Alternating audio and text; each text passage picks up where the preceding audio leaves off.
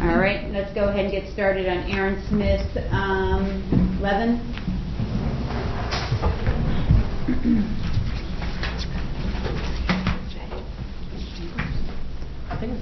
Would you like to see the table again? You go over there. Audio does not pick up very well there. Okay. He's going to sit in the middle. That's right. It's all right. It's all right. Sir. Have a good weekend, everyone. You too. No, he's not allowed to sit in that chair. Oh, yeah, I want him. If I can approach, Tracy's kind of, I created the self-defense jury instructions just for review. I made it very simple and basic. Okay. Just so we all have it. If you don't get to the jury instructions. Thank you, sir. And we have my own this time. We did file a request for judicial notice, but that's the only component. State, do you have any objection to the notice of intent for request for judicial notice? I would just object to the relevance of the property map. It's not a trespass trial, it's a battery trial. The fact that the defendant was either, or not the defendant, the victim was on his property or not, it does not matter. The issue? It could be an issue at trial, and that's why I filed this, Your Honor. It came from the property appraiser's website. It shows basically their property, give or take, obviously a couple feet. But if the state is trying to say that my client shouldn't be where he's at, because what it is, it's on alternate 19, which is Fort Harrison, and the corner there where the building is, there's a mosaic on the ground, and a large about half of it is on public property, although it gives the appearance that it's all of the Scientology's mosaic, when in fact it is partially or half on public property. So if it becomes an issue where there's, I don't want the jury to get the impression my client is somewhere where he isn't supposed to be, is what it comes down to. Okay. Isn't this an issue with throwing water on each other? Water and powder. Location, correct. Jury's going to love this trial. Okay, so, all right, I'll go ahead and take the judicial notice of it. It's basically showing where the event occurred, so it is what it is. It's relevant information, so that's fine. All right, then the state has a motion limine. Yeah, Bruce Bartlett. Any mention of any alleged past wrongdoing by the Church of Scientology? Okay, I'm going to let you all know clearly on this case is that this case is not going to be a bashing and a political thing or religious thing of everybody's different beliefs. To me, this is a battery. All right, did a battery happen or did it not? Not an issue to me. Okay, that's for the jury to decide. But I'm not going to have this whole thing. I mean, it's fine. You can go into the fact that he dislikes the Church of Scientology, that he has his YouTube stuff. I don't have a problem with that. But going into the stuff that I've heard already in the courtroom about his alleged abuse by Church of Scientology, we're not going into all of that. Okay? So that being said, let's hit the state's motion limine. Any mention of any alleged past wrongdoing by the Church of Scientology? Any objection from the defense? No, I mean, other than 1 and 2 kind of overlap, Your Honor. I'll stand, I'm sorry. The main thrust of it for us is just that you kind of hit on what he's allowed to testify to, which is a perspective of, I don't like them, I am protesting against, I am there protesting, it's something I do regularly, I have a history, I don't want to get into the history. But clearly there's...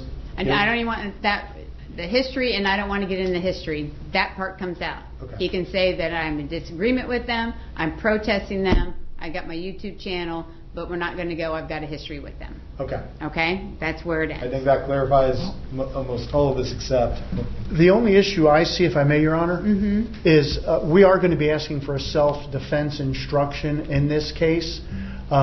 My client has been physically harmed as a Scientologist when he was. So I believe it's intertwined that he should, again, if he takes the stand and we get self-defense, that he should be permitted to talk about his fear of Scientology and how he's been physically harmed prior when he was a Scientologist. You're backdooring in what I'm saying is not coming in on this. That is not how self-defense works. Self-defense is if he has any concerns that he's in imminent immediate harm based on what whoever this alleged victim was doing to him at that time, and that is whether he was throwing water or powder or whatever it was happening. I don't have any problem with that, but him backdooring in his past history with Scientology, no, that's not coming in. All right? So, Understood, Your Honor. All right? So just to clarify, Your Honor, I understand the fact he was protesting Scientology, the fact he has a YouTube channel against Scientology, the fact he dislikes Scientology, that's all relevant to why he was there. And the fact that the victim was even a member of Scientology, I understand why that could be relevant, but nothing more than that. Is that correct? Correct. Okay. All right, so I'm going to grant number 1. Number 2, any mention of specific history of this defendant with respect to the Church of Scientology, I'm going to grant number 2, based on our discussions. Any reference to the defendant or any defense witnesses as victims of the Church of Scientology, that goes hand in hand to what we were just having the discussion about.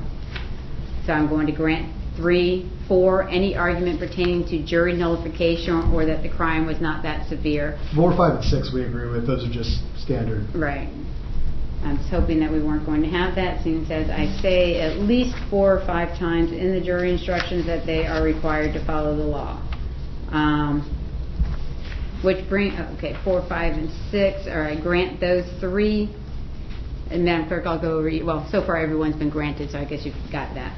7, any legal opinion from any defense witness as to whether a battery occurred or not. I don't think we're asking for legal opinions, but we'll ask actually was water thrown, and I mean it's all on video, so it speaks for itself. I don't think we're going to say does this meet the legal statutory qualification of battery, but as to what they observed, I think it's relevant. Yes, Your Honor, as long as they're not saying a battery occurred here or there, because that's a legal conclusion, and that's also invading the province of the jury, as this is a battery trial. Right, So- I'm in agreement. I think everybody's on the same page. I'm going to grant the motion. 8, any mention of the officer writing the incident up as a double battery. I think this is potentially relevant in that he made a determination this was a mutual battery scenario. No arrest was made at that point on either of them. I think the officer's actions and investigation are relevant to the charge at hand.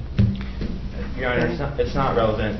First, it's actually hearsay. The fact that he told the defendant he was writing it up as a double battery is hearsay. That's true. Secondly, it's not relevant as it goes to his opinion on what would be a crime and what would not be a crime. And the fact that he goes to a supervisor and then does not write it up as a battery doesn't tend to prove any fact more or less likely in this case whether a battery occurred.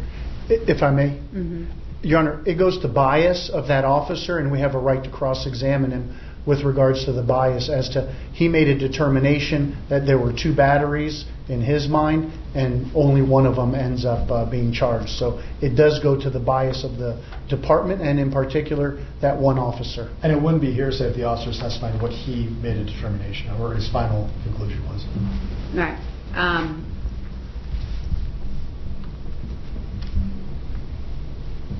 Your Honor, if I may. No. Yeah. I understand both of y'all's arguments on this, but do you have any, the defense, do you have any concerns about the bias of an officer? This officer, any history that this officer has any bias? Well, absolutely. If he's going to be coming in here and he's going to be testifying against our client, then we have a right to go into the bias that... Did he see anything? The videos. You didn't see anything firsthand, it was all on video. It's all on video, Your Honor. Yeah, the whole thing. Okay, so I'm not even sure why he's even relevant if he didn't even see the crime occur. Well, I'm not sure what they plan on calling him for. I don't know why state calls police officers and batteries, Mr. Theophilopoulos, but for some reason they do. So I tell you what, I'm going to reserve on this one. I want to see what's going on before I make a ruling on that one. As you can see, I'm on the fence. 9, any mention by the defense that the Church of Scientology throwing water on the chalk art was a criminal mischief. Go ahead. I did case law research just to see what exists on street art or chalk art. There is nothing, there's no proprietary ownership aspect. That's why I didn't even go into the defense of property aspect. When you boil this down, it's a self-defense argument from the defense standpoint, not, well, the chalk art was getting wet, right? So we're not going to call it a criminal mischief. We're going to say they were throwing water on it. I think you can talk about the facts as to what happened. Right, and yes, Your Honor, and the only reason I actually filed this motion is in the videos, the defendant and some other people refer to it as a criminal mischief, so I wanted to cover my base with that motion. Okay, yeah, I'm going to grant that, but you can, to the point that you can't call the act a criminal mischief, but of course you can describe the act. Sure. All right. All right, that's it. Let me do the quick orders on this. And Tracy, you can come for the copies, please.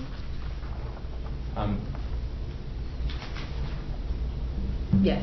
Your Honor, I know defense didn't object to 5 or 6, but could you just put on the record what they are so that the defense and defense witnesses do not get into them? Number 5 is any mention of potential consequences as a result of a guilty conviction, and any mention that the defendant has already served time in jail on this charge. Somebody didn't provide Tracy with an order on this state. I think she responded to me this morning that she received it. And I think she made up one, but it's not correct. It says defendant's motion limine. Tracy, if you've got an order from Mr. Lechner, please bring that order in, because the one you made me put defendant's motion limine as the state's. She can't hear me because she's on her way in. Hey, you put defendant's motion limine on this order. It should be the state's motion limine. So can you bring me a new one? And then I will do it. You can wait.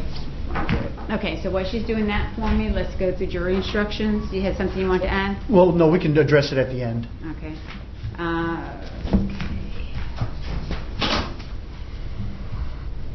All right. You're in here earlier, Mr. Smith-Levin, when I was going through jury instructions on the case in front of you. This is a fill in the blanks. All right, we have standard instructions. We're going to fill in the blanks. They may not make a lot of sense to you, but when I print them out and get them all prepared on the day of trial, they'll make more sense to you. Okay? So we'll start with 2.1 preliminary instruction. Mr. Perlman, do you want that third to last paragraph in about his right to remain silent? I just like having that in. I anticipate he'll be testifying. I've never heard anybody tell me no. Right. So. I'm not starting that trend. So let's go to 3.9, weighing the evidence. And 6, any witness been offered or received any money? I'm going to assume there's no paid witnesses here. Correct. All right. Not from the defense. I don't know if the Church of Scientology pays witness. I don't know that dynamic. Well, it's not being paid to testify. Okay. It's fair. Has any pressure or threat been used against the witness that affected the truth of the witness's testimony? Any threats going on around here? No. All right, 7's out. 8 I'll keep in. That's inconsistent testimony. 9, any convictions of a felony or misdemeanor involving dishonesty or false statement. No. All right, and 10, witness have a general reputation for honesty and dishonesty or truthfulness. We're going to keep with the clean record of my 35 years of never having that used. Law enforcement. Yes, Your Honor. Yes. Expert witness. No, Your Honor. No. Accomplices and informants. No, Your Honor. Child witness. No, Your Honor. I'll keep in about the defendant testifying and keep in about the defendant not testifying, depending on what goes on. Let's jump to battery. That is 8.3. Defendant actually and intentionally touched or struck. Who's the alleged victim? That would be John Gaffney, Your Honor. I'm sorry. John. John? Yes, Oh, Your Honor. it's in the information. Gaffney, Gaffney. Yes, Your Honor. Okay. All right. 2, defendant intentionally caused bodily harm. There's no bodily harm on this, is there? Well, he did go into respiratory distress, but we're proceeding under 1, Your Honor. Okay, so you just want me to do 1? Right. Okay. Intentionally touched. Okay. Or struck. An intentional touching or striking includes situations where a defendant knows that a touch or strike is substantially certain to result from his or her act. Keep that in. Yes, Your Honor. All right, and then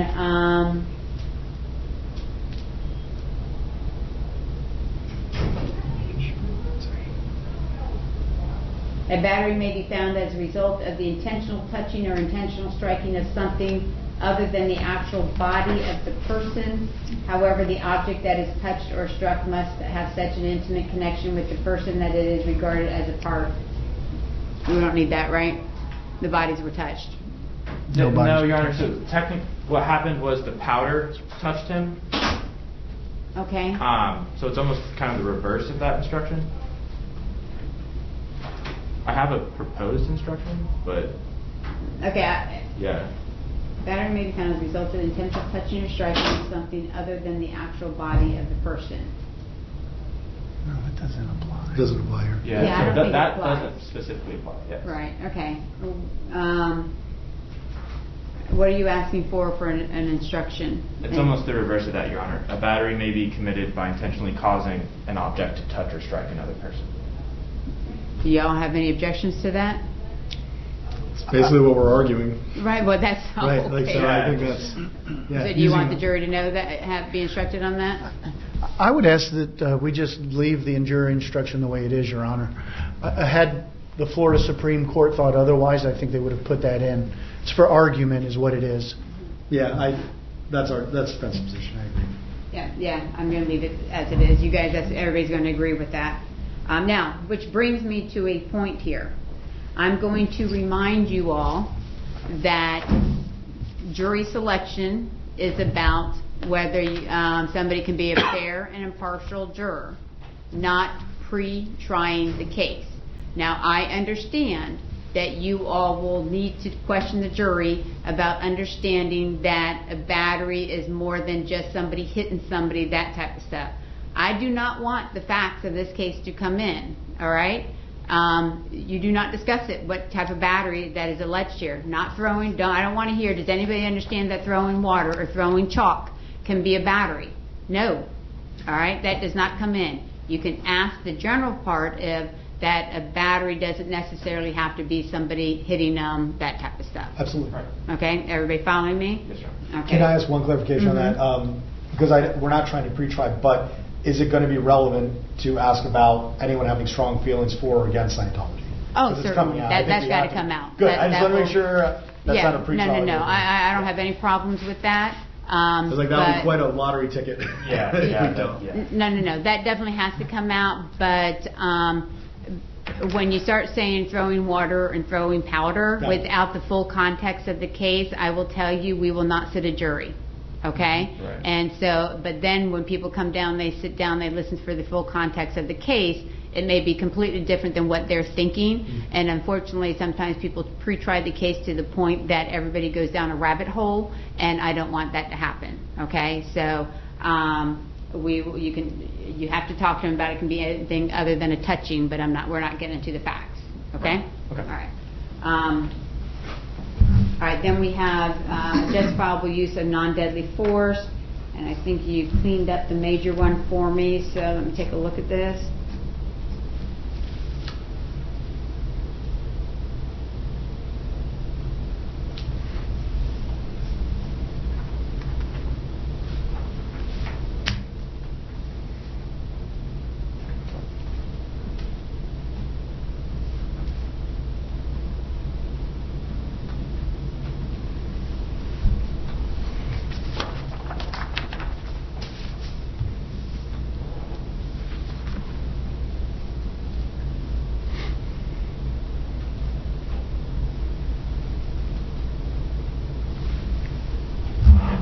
Okay, state any objections to this?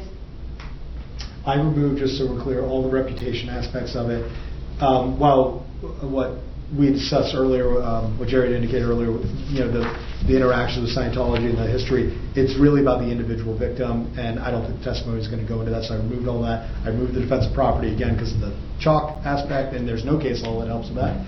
So I kept it as simple and as clear. No, I'm fine with this. I think this is the perfect one. No difference. Okay. All right, let me do the, okay, hold on. I think I've covered all the jury instructions that we need to have. Anybody have any other instructions that I need to add to the standard other than the justifiable use? Okay, so let me look at the information. 29th of July, 25, actually intentionally touch or strike against his will. I'm going to take or did intentionally cause bodily harm to him out of the information. Anybody have any objection to that? No. No objection. All right, that's out. All right, so then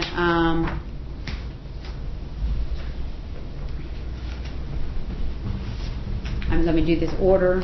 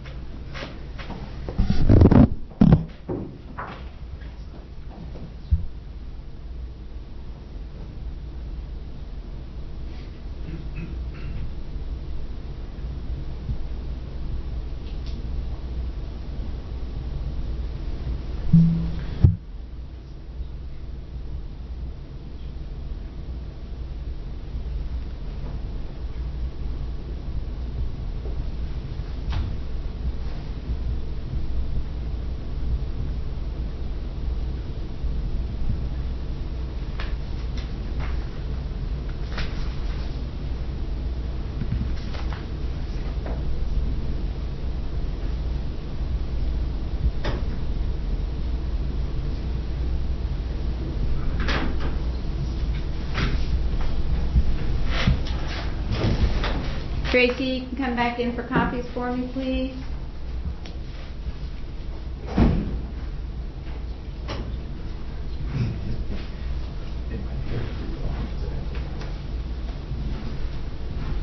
I just want to make sure we don't fuck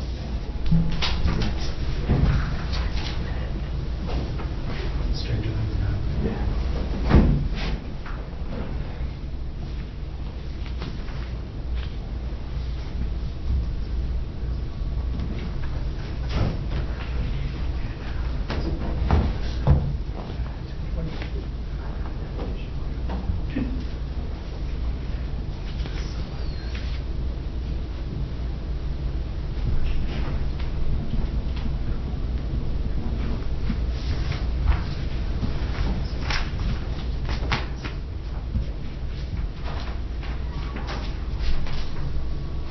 Free copies?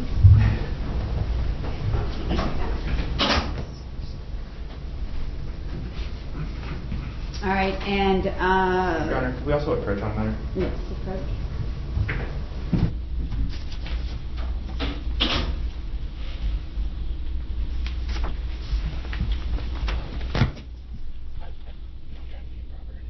I understand as soon as we ask the question of who here has strong feelings on Scientology, we may get a large handful of jurors that say I could be very impartial. Is there any possibility we could have standby jurors on this case in that case or no? I have 3 trials next week. No. We get it or we don't, right? Yeah. Right. That's exactly it. Okay, I just wanted to- Yeah, as it is, I'm one of the ones that always brings in 30 jurors because I like to fill my courtroom because I do not like to have a burned jury. If I'm going to do jury selection, I'm trying to burn case. No. So, I think that where we start is maybe not too strong. Right. If anybody has any thoughts about the Church of Scientology that could affect you being a fair and impartial jury. Right. That's where we start, because we start saying strong, you're going to get people on both sides. Right. And I don't know, maybe something that I can address. Maybe that might be better. And then my job. I think you do it initially Yeah. because Yeah. you can shut them down differently than we can. Or Yeah. that guy then versus us being like Sometimes my like tone us. Right. Right. control. Yeah, you don't care, right? So it works out. Right. Sometimes my tone puts people in the perspective. Yeah, It's I was happened to thinking me. about Yeah. That was just in the back of my mind. Yeah, I was actually thinking about that yesterday, that maybe that's something that I should address. So I will put that in, that I will address it. I'll probably start it off with understand that everybody has opinions about religion in different churches, and our cultures are different, that type of stuff. So I'm going to tell you that this case involves the Church of Scientology. So what I just need to know, without everybody getting into religion, is anybody have any issues that could affect them being a fair and impartial juror? And if they do, I think I bring them up here before they taint the jury. That's a good Okay? And I'll do To that. protect 30, that's a good idea. Yeah. And so that will help understand how, the fact that it's religion, everybody has opinions about it, but can it affect them being a fair and impartial juror? And I will bring them up. Okay? I know you're in the same boat as me. I'm picking a jury in Tampa Monday and then going to your theoretically Thursday, not Wednesday, hopefully Thursday. So I'm saying I got to do it Tuesday. Yeah, I've got 2 next week as well. Yes. We need to be done Tuesday. And, yes. We're all okay. We're all all in the same agreed. boat. And you know what? I think jury selection will be the longest thing in this case. So. You say that. If you jinx it, I swear to God. Strong feeling. You know, I always believe you don't have to be wordy. All right. All right. And so the other thing I have left here is a defendant's motion for permission to travel. I'm going to have this file here. I'm going to hold off on this until the day of trial and address it after trial. Yes. And I'm just going to be frank with you, is that I'm going to make sure that nobody violates intentionally my motions to eliminate, because that could have an effect on how I rule on that permission to travel. Understood. Got it? That's very clear. Got it. I always like to be clear so everybody understand. Anything else that we need to address? So I just want to clarify, the no travel order is still intact for this weekend. Yes. Okay. I just, yeah. I can't imagine we want to leave this weekend, because if he doesn't get here for his trial, then there's going to be a warrant. All right. Anything else that needs to be addressed by the defense? No, Your Honor. Okay. Then good work, everyone. I will see you on Tuesday. Thank you, Your Honor. Have a good weekend. You too.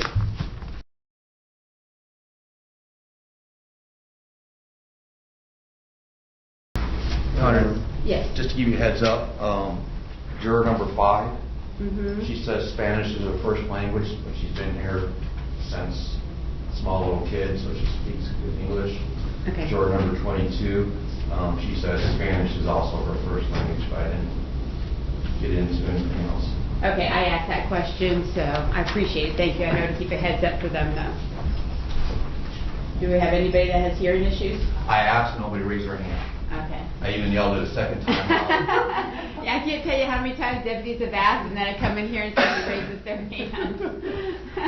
All right, let me see. State potential witnesses here is John Gaffney, Officer Brian Frost, Detective Daniel Bieber, Nathan what is that last name? That one, Mesensteff? Mesensteff? Okay. Mateo. Madashi. Who? Madashi. Oh, there's a D in there? Oh, Madashi. Okay. Madashi. H. Okay. And then Owen Wright, Lee Curtis, Anthony Mills, and Dmitry Zenchenko? Yes.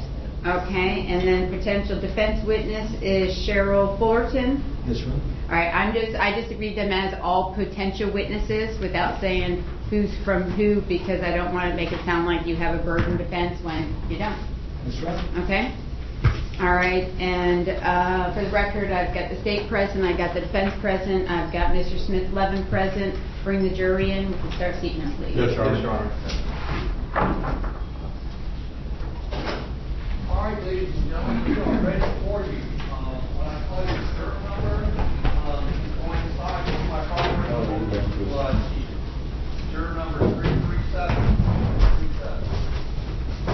Juror number 291. Your number, ma'am? You want to be right here, I'll raise hand. Your number? Sit, get your juror questionnaires together. Your number, ma'am? 335. Right down here. 306.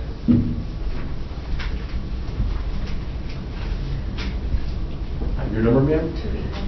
281, right here. 308. Your number, ma'am? 306. Right here. 339. Your number, sir? 308. Right down here, I'll raise hand. Zero. Your number, ma'am? 339, all there. 349. Your number? 80. Down here. 315. Your number, sir? Right down here. 342. Your number, ma'am? 315. Right here. 289.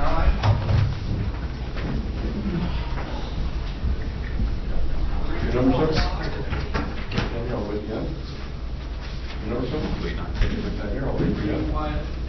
No.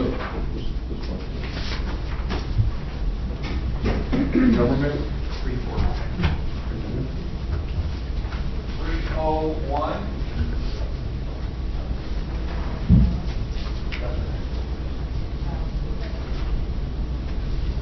297. Your number? Right down here. Your number? 301. 324. Your number, sir? 297, already got it. 282. Your number? 292. Your number? Right down here. 295. Your number again? 292, right here. 350. Your number, sir? 295. 295, correct, right here. 305. Your number, sir? Your number? 350, already got it. 1. Your number again? 270, right here. Your number? 286. 305? 312. Your number, sir? 331? Yes. Right here. Your number, sir? 346. 286, right here. Your number? All the way down again. 318.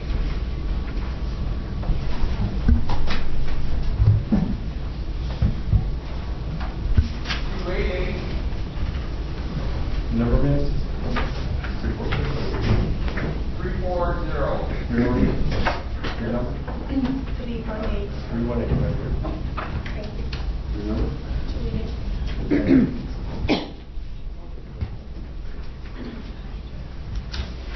Your number, man? 340, right there. Everybody, please make sure your cell phones and phone lights are turned off, put away. Good. Your Honor, jurors are present seated in the gallery. Would you like them sworn in? Yes, please. Can I have everybody stand up, raise your right hand to receive the oath? Please answer in a loud, clear voice, please. Do you solemnly swear or affirm that you will answer truthfully all questions asked of you and with respective jurors, so help you God? Yes. All right, thank you. You may be seated. All right, good morning, ladies and gentlemen. My name is Kathleen Hessinger, and I am the judge that's going to be presiding over this trial this morning. Or I should say today. First thing I need to do is give you an apology. I know it is 10:40, and you have been here probably since between 8 and 8:30 this morning. And generally, I like to have you in my courtroom by 10 o'clock. That gives the jury selection room or jury room time to get the people organized, what courtrooms you're going to go to, and then in the morning I have a calendar where I take care of some other types of cases before I start my trial.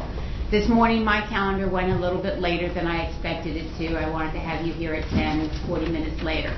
That's all on me, nobody else's fault but mine, so I'm going to apologize to you for having to enjoy that hurry up and wait concept that you had to have this morning.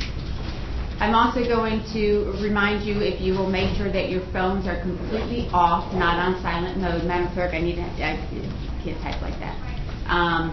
And also, if you have a watch on, a smart watch, I need you to take that off, put it in a pocket, put it in a purse, put it in a bag, so that it is not sending you texts or emails or giving you reminders that you sat too long and you need to be moving, okay? So I need those off your wrist. All right, I think everybody's trying to figure out how to turn those phones off. All right, next thing I'm going to do is I'm going to thank you for being here today. I know that getting your jury summons was not exactly the thing that you planned to get when you picked your mail up about 4 to 6 weeks ago. But I'm going to thank you for being here. To me, sitting as a juror is the second greatest honor that you can have being a citizen in this country. The number one honor is serving our country in the military, and the second one is sitting as a juror. Why do I say that? Because under our Constitution, everyone has a right to have a trial by a jury. And if we do not have our citizens who are willing to come in here and sit as jurors, then someone who is charged with a criminal offense does not have the right to have their trial. So I do appreciate the time that you're giving us to be here. The upside to it is I expect this case to be one day. And I say that's the upside because if you read your jury summons, it said either one trial or 1 day of service. So if you got a trial that was more than 1 day, you could be sitting here a lot longer. Now notice I'm not saying 1 day, home by 5 with dinner on the table by 6, okay? Because I cannot guarantee how long the trial will last. I do not know how long the witnesses will last. And of course, I don't think the attorneys can tell me that either. So it will be at least 1 day, and it will probably be past 5 o'clock. Now, why are we here? Well, I'm going to read to you a piece of paper that's called an information. That is a charging document that the state attorney, Bruce Bartlett, uses to charge somebody with a criminal offense. It has no evidential value to it other than it's a piece of paper that says what the charge is. All right, and I'm going to read that to you. It says State of Florida versus Aaron Smith-Levin. Charge of battery. In the name and by the authority for the state of Florida, Bruce Bartlett, state attorney for the 6th Judicial Circuit of Florida in and for Pinellas County, prosecuting for the state of Florida in said county under oath, information makes that Aaron Smith-Levin in the county of Pinellas and state of Florida on the 29th day of July in the year of our Lord 2025 did actually and intentionally touch or strike John Gaffney against the will of John Gaffney, contrary to Chapter 748.03, Parent 1, Florida statutes, and against the peace and dignity of the state of Florida. So the long and short of that, this is the charge today is going to be a battery. What I'm going to do today is, at this point, is I'm going to introduce you to everyone in the courtroom. I'm going to ask you some preliminary questions, and then I'm going to hand you over to the attorneys to ask you some questions. The purpose of this is what we call voir dire, and that is the purpose of this is for us to find 7 people who can sit as a fair and impartial juror in this case. So our questions to you should only be involving questions to ask whether you can be a fair and impartial juror on this trial today. So let's get started as to who we have here in the courtroom. The first is myself, as I've already introduced myself. I am the judge in this matter, and it's my job to preside over the trial. And I will also make the legal decisions in this case. Now, I've put some emphasis on the word legal, because my job is to make the legal decisions, and the jurors that are selected to try this case will make the factual decisions, and you'll apply the facts to the law that I provide you at the end of the trial. So my job and the 7 people who are selected is 2 complete different jobs. Now next to me, I have 2 clerks of court. I have Chelsea Cherepko and Carlene Clark, and they are deputy clerks of court, and it is their job to maintain any evidence that is introduced in trial and mark it into evidence. They keep track of the jurors who are selected and any other type of things that has to be done to maintain a proper court docket. You've met 2 of our deputies already. We have Deputy Michaels and Deputy Damien. Their job is twofold. They wear the uniform, of course, so it's their job to keep us safe here in the courthouse. But also during the course of a trial, they are the conduit between you and I. As you already saw, Deputy Damien went down to jury services, picked you up down there, brought you up here. They sat you here in the jury room. Whenever the 7 of you are selected, they will bring you back to the jury suite. They'll tell you where to come and what time and that type of thing.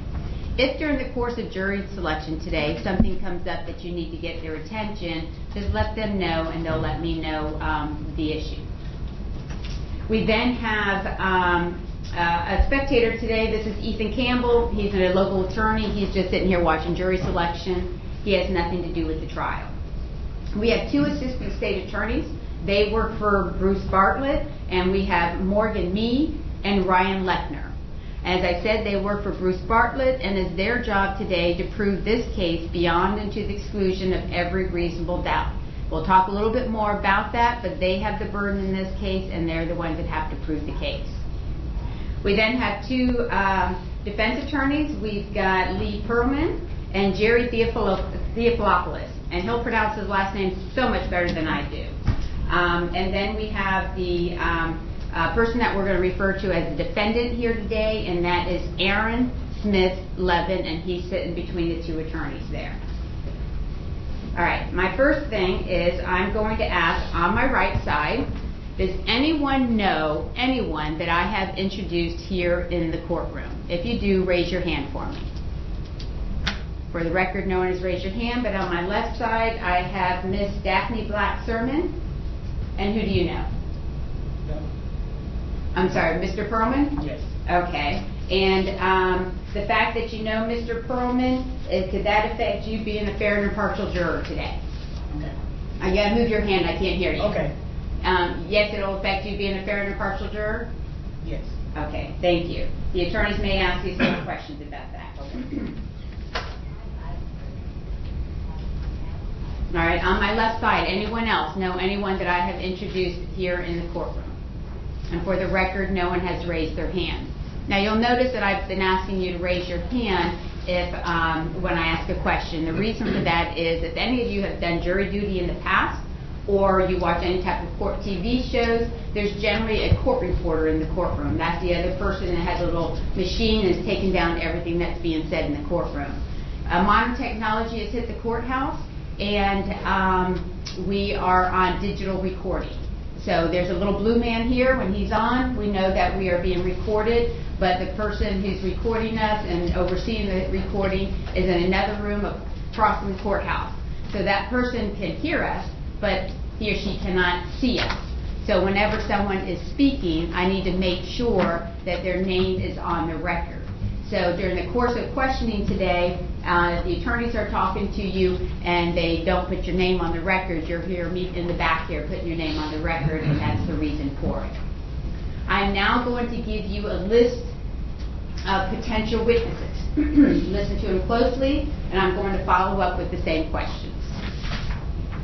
Potential witnesses: John Gaffney, Officer Brian Frost from the Clearwater Police Department, Detective Daniel Bieber from the Clearwater Police Department, Nathan Mazensteff, Mateo Madashi, Owen Reich from the Clearwater Police Department, Lee Curtis, the Clearwater Police Department, Anthony Mills with the Clearwater Police Department, and Demetria Zenchko, and then Cheryl Fullerton. So on my right side, as all the names that I've mentioned here, does anyone know any of those people that I have mentioned? Raise your hand for me. For the record, no one has raised their hand. On my left side, does anyone know any of the potential witnesses that I have mentioned here? All right, for the record, no one has raised their hand. Excellent. All right, now for some preliminary questions. Can everybody hear me? Is anyone having any hearing issues? No one's having a hearing issue. Excellent. So the second question is, I know that some of you have English as your second language, and on a day-to-day basis, you understand what people are saying to you. You communicate fine with people, but then you might get into the courthouse and we start speaking faster, or we start speaking and using words or concepts you're not familiar with, and you are not understanding what's happening, being said 100%. So I'm going to turn to my right side. Anyone who has English as your second language and you do not understand everything being said 100%. And so I got I have second language, but I understand. all right, Ms. Dompe, I could see where your hand wasn't quite sure there, but you're understanding everything that's being said? Okay, excellent. And do I have any, and what's your native language? Hungarian. Hungarian? Okay, excellent, thank you. Anyone else on my right side have English as your second language and not understanding what I'm saying 100%? For the record, no one else has raised their hand. On my left side, I've got Anna Pineda. Yes. Okay, and Ms. Pineda, how are you doing understanding? I do understand 100%. 100%? Okay. Yes. And Spanish is your native language? That's correct. Okay, thank you. Anyone else? And Mercedes Vieira? Yes. All right, and what is your native language? Spanish. And how are you understanding everything? 100%. Excellent, thank you, I appreciate that. Okay, so as you might notice, you are sitting on hard benches over there, and the rest of us have comfortable chairs here. The 7 of you that are selected will get the comfortable chairs. But in the meantime, we will have jury selection today, and it could take about 2 hours. So I know that some of you might have a bad back, and that could affect you sitting on that hard bench. Anytime during the course of jury selection that you need to stand because your back is sore, you can do so. When between the state asking questions and the defense asking questions, I'll have you stand and stretch to give you an opportunity there. But if you need to stand before that, I understand that, okay? And I'm now going to follow up. Does anyone have a medical issue that could affect you sitting today as a fair and impartial juror? Now, during the course of the trial, the longest you're going to sit is during jury selection. During the course of the trial, we'll take breaks as you all need to have the breaks. So on my right side, does anyone have a medical issue that could affect you sitting today as a fair and impartial juror? Raise your hand for me. All right, on my left side, does anyone have a medical issue that could affect you sitting today as a fair and impartial juror? For the record, no one has raised their hand. Excellent. All right, so as I said, you had got your summons about 4 to 6 weeks ago, and I'm going to assume that you all are good citizens and you plan for today. You let your employees know that you are on jury duty. You let your employer know that you're on jury duty. You let your family know, and you've made arrangements for any kids after school and that type of thing. What I need to know is that has something come up that now has affected you being able to sit as a fair and impartial juror? Because we all plan for things, and then sometimes life happens, and something has occurred that could affect you sitting here today. So what I need to know on my right side, has something come up that you didn't plan for today that could now affect you sitting as a fair and impartial juror? Raise your hand for me. I see a hand back there. That looks like Elizabeth Lutenager. Am I close? That's correct. Oh, excellent. All right, and tell me what's happened. I just went and recused my friend from a domestic situation last night, and I'm trying to deal with that today. Okay. And does she have any family support or anything that can help her? No, I just brought her back from North Carolina. She's alone here. Okay.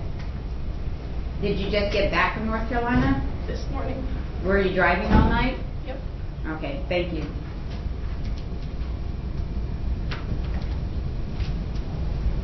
All right, anyone else on my right side? All right, on my left side, does anyone have anything has come up that could affect you sitting as a fair and impartial juror? Raise your hand for me, please. All right, and for the record, no one has raised their hand. Excellent. All right, right now I'm going to talk to you about a few legal things. During the course of the trial, you're going to hear the words reasonable doubt, burden of proof, that type of thing. I have a jury instruction that I'm required to read to you at the end of the trial. But I also read to it now to give you a bit of a primer to understand what the burden of proofs are in this case and what Mr. Smith-Levin's constitutional rights are. When I refer to the defendant in this jury instruction, I'm referring to Mr. Smith-Levin. Please pay close attention to the instruction, and then we're going to talk a little bit about it. The defendant has entered a plea of not guilty. This means you must presume or believe the defendant is innocent. The presumption stays with the defendant as to each material allegation in the information through each stage of the trial unless it has been overcome by the evidence to the exclusion of and beyond a reasonable doubt. To overcome the defendant's presumption of innocence, the state has the burden of proving the crime with which the defendant is charged was committed, and the defendant is the person who committed the crime.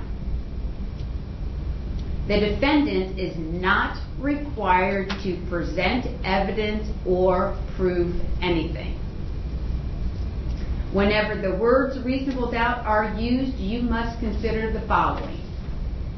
Proof beyond a reasonable doubt does not mean proof beyond all doubt. A reasonable doubt is not a mere possible doubt, a speculative, imaginary, or a forced doubt. Such a doubt must not influence you to return a verdict of not guilty if you have an abiding conviction of guilt.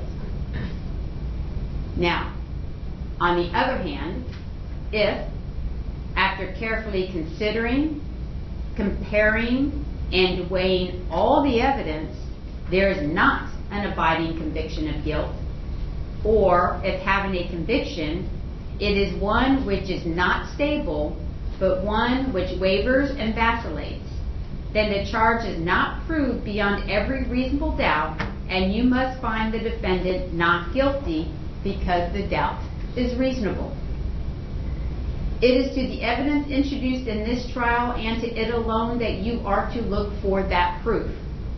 A reasonable doubt as to the guilt of the defendant may arise from the evidence, a conflict in the evidence, or the lack of evidence. If you have a reasonable doubt, you should find the defendant not guilty.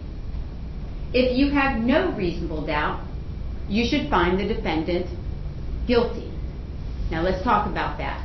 Raise your hand and keep your hand up if you have had jury duty in the past. Actually, let's take that back. Has sat on a jury in the past. All right, so keep your hand up there. I've got Casey Cochran. Yes, ma'am. Okay, you put your hand down now. And Michael Mullen. Correct. Okay, anybody else on my left side? How about my right side? And Ms. Dombey? Yes, ma'am. Okay, great. All right, so Ms. Dombey, when did you sit for jury duty? In 2021, Okay, not too long ago. Was that a civil case or a criminal case? in a civil case. Civil, okay, excellent. And then, Mr. Mullen, when was your jury duty? 12 months ago.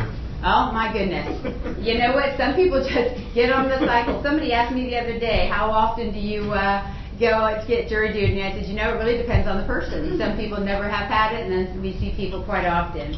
Was that criminal or civil? Civil. Civil, okay. And I got two people that are going to help me out here. And how about you, Mr. Cochran? It was about 2 or 3 years ago. Okay, you too. Criminal or civil? Criminal. Criminal? Okay. Now, I'm going to draw my attention first to Mr. Mullen and Ms. Dombey. In your civil trial, they probably talked to you about the burden of proof. They talked to you about the greater weight of the evidence or the preponderance of the evidence. Is that correct? Yes. All right. And maybe the attorneys, when they were talking to you, used the scales of justice, and they said, okay, and in a civil case, for those of you who don't know, you have a plaintiff and a defendant. The plaintiff brings a lawsuit against the defendant. In a civil case, it can be an auto accident, it can be a contract case, it can be medical malpractice, but it's generally a person suing a person, or a company suing a company, or a company suing a person, but it's usually those type of things, people or entities. So in a civil case, the burden of proof is the preponderance of the evidence, and it's usually reflected by using the scales of justice. And the plaintiff wins if the plaintiff moves the scales just enough so that the plaintiff has 51% of the evidence. Okay? The defendant wins if the defendant moves the scale of justice enough that the defendant has 51% of the evidence. Everybody understand that? And Mr. Dombey and Mr. Mullen, that's how it's kind of explained to you in the civil court? Yes. Okay. So that's civil, and that's a lower burden. In criminal, there is a complete different burden, and that is beyond and to the exclusion of every reasonable doubt. That is the highest burden under our Constitution. So what does that mean? Beyond a reasonable doubt, number one means that the state has the full burden. In a civil case, the state has the burden, and the plaintiff has the burden to prove the plaintiff's issues, and the defendant has the burden to prove the defendant's issues, and they just go back and forth on the scale. But in a criminal case, the state has the complete burden of proof. The state has to prove the case beyond and to the exclusion of every reasonable doubt, and Mr. Smith-Levin has absolutely no burden whatsoever. So before I kind of picture that, for some people might be visual people, I've given you the scales of justice. It's easy to do that in a civil case. First, I'm going to talk to you about the whys. You may be saying, why is it that in a civil case the burden is so much less than in a criminal case?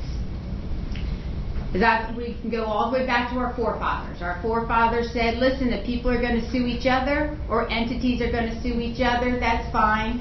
Then whoever has the most evidence, they win. But our forefathers also said that if the government is going to bring charges against an individual, then the government is going to prove the case against that individual, and the government has the full burden of proof. So what does that look like? So the state has elements that they have to prove. And I will tell you what the element of the charge of battery is at the end of this trial. The state has to bring in witnesses to prove the case. Now, it doesn't matter how many witnesses they bring in. It's the amount of the quality of the witness. So the state can bring in all the witnesses that they want, but if that evidence does not rise up to meet the elements of battery, then the state hasn't met their burden of proof. If the quality of their evidence rises to the level of proving that element, then the state has met their burden of proof. My right side, from what I've told you so far, does anyone have any questions? No one has raised their hand. On my left side, does anyone have any questions based on what I've just explained? No one has raised their hand. Excellent. Going back to my right side, the fact that the state has the complete burden of proof and the defense does not have any burden of proof, is anyone sitting there saying, Judge, I don't like how that is set up, and I could not sit here as a fair and impartial juror because of the fact that the state has the full burden of proof and the defense doesn't have to do anything? It's okay if you disagree with that. I just need to know. Raise your hand for me. All right, on my left side, same question. Anyone sitting there saying, wow, I don't like the fact that the defense has no burden of proof and the state has the full burden of proof? Raise your hand if that concerns you and you cannot sit as a fair and impartial juror. All right, now I raise their hand. All right, now when I say the defense doesn't have to do anything, they don't have to do anything. It's up to them to say to the state, you bring the evidence, you prove that case, and you make sure that the quality of your evidence rises to the level of the battery. Now, in reality, they will probably ask questions during jury selection. They will probably cross-examine the witnesses, and they might do an opening or closing. But they do not have to. On my right side, the fact that the defense does not have to do anything, will that affect anyone sitting as a fair and impartial juror? All right, no one has raised their hand. Left side, the fact that the defense doesn't have to do anything, is that going to affect you sitting as a fair and impartial juror? No one has raised their hand. Now understand also with this, is that the state cannot call Mr. Smith-Levin as a witness. Our forefathers said if you're going to prove a case against someone, you prove it against them and you can't call them as a witness. The fact that the state cannot call Mr. Smith-Levin as a witness, on my right side, is that going to affect anyone being a fair and impartial juror? No one has raised their hand. Left side, is that going to affect anyone being a fair and impartial juror? No one has raised their hand. Now, take that to the next level. Mr. Smith-Levin does not have to testify at all. It is his constitutional right to say, state, prove this case without me, and I don't have to testify.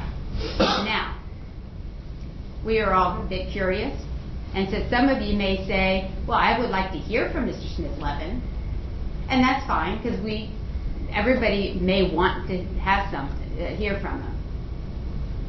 But if you have to hear from Mr. Smith-Levin, in order to be a fair and impartial juror, I need to know that right now. Right side. All right, Ms. Lutnager, if you do not hear from Mr. Smith-Levin today, that's going to affect you being a fair and impartial juror today? All right, I appreciate that. Thank you.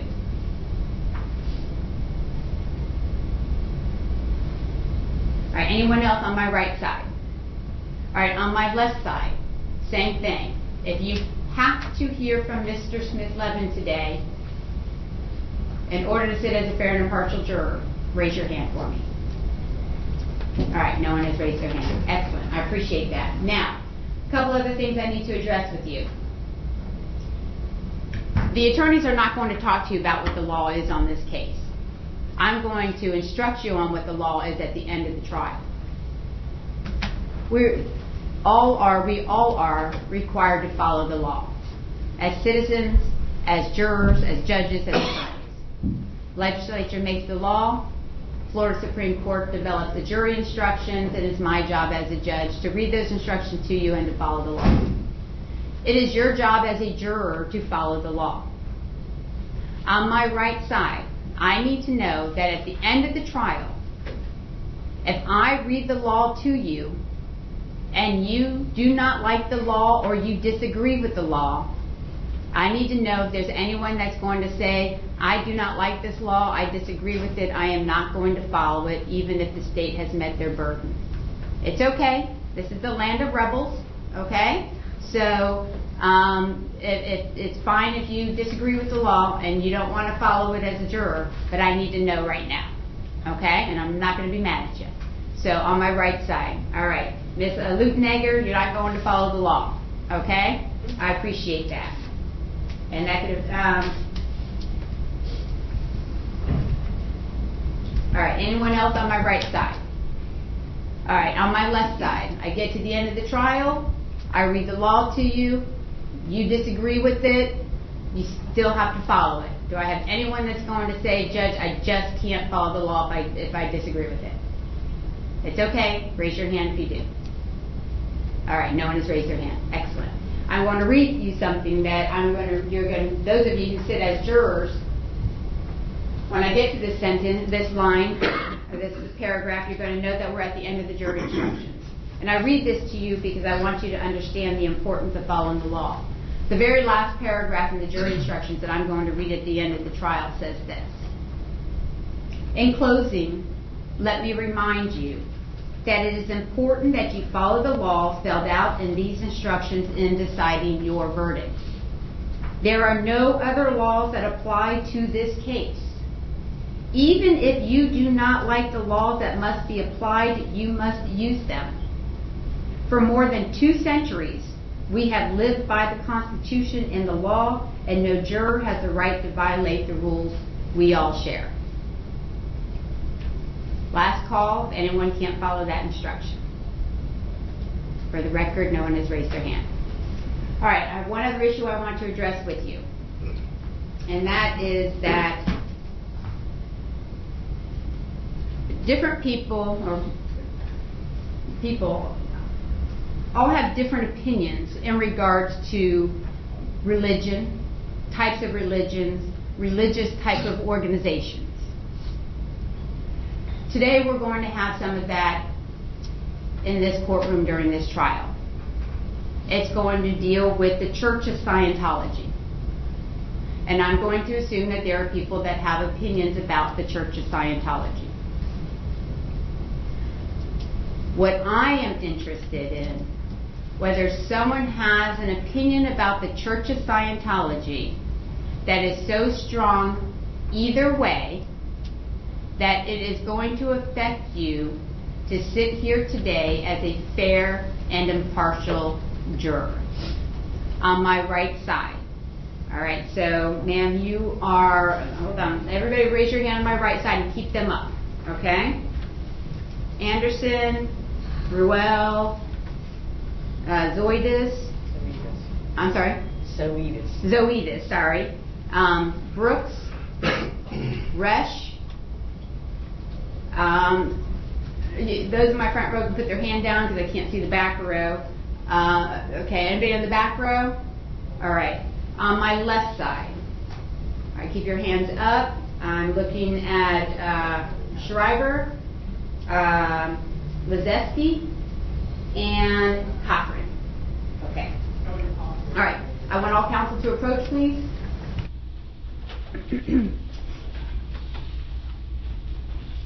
Ms. Anderson, please come forward.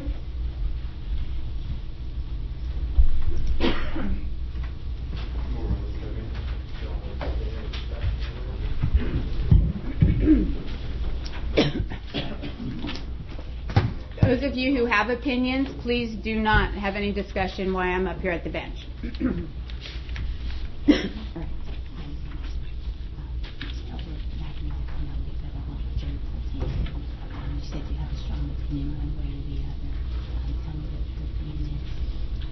Quite frankly, can't stand the Scientologists. Haven't met a single one of them that is personable. Don't like the organization. Here's very strong opinions against them. I just don't like them. I don't think so.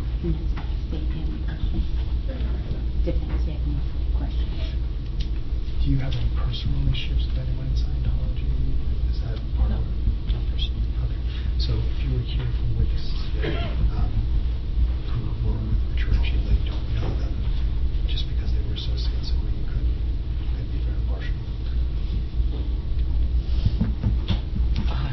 Because the trial's not about being alive. I understand. I don't like Scientology as an organization. I really like the people that are with Scientology. Some wrongs. Sorry. That's the way I feel. I appreciate that. Okay. Now, Ms. Anderson, if you are not asked any questions from the course of order, don't be offended because we know where you stand and I don't want my okay? I appreciate it. Thank you. Thank you. Thank you. All right, Alexandra Ruel. Do you guys know her? Because she keeps smiling at you. No. This one right here. No, I think she's just happy. Thank you. How are you?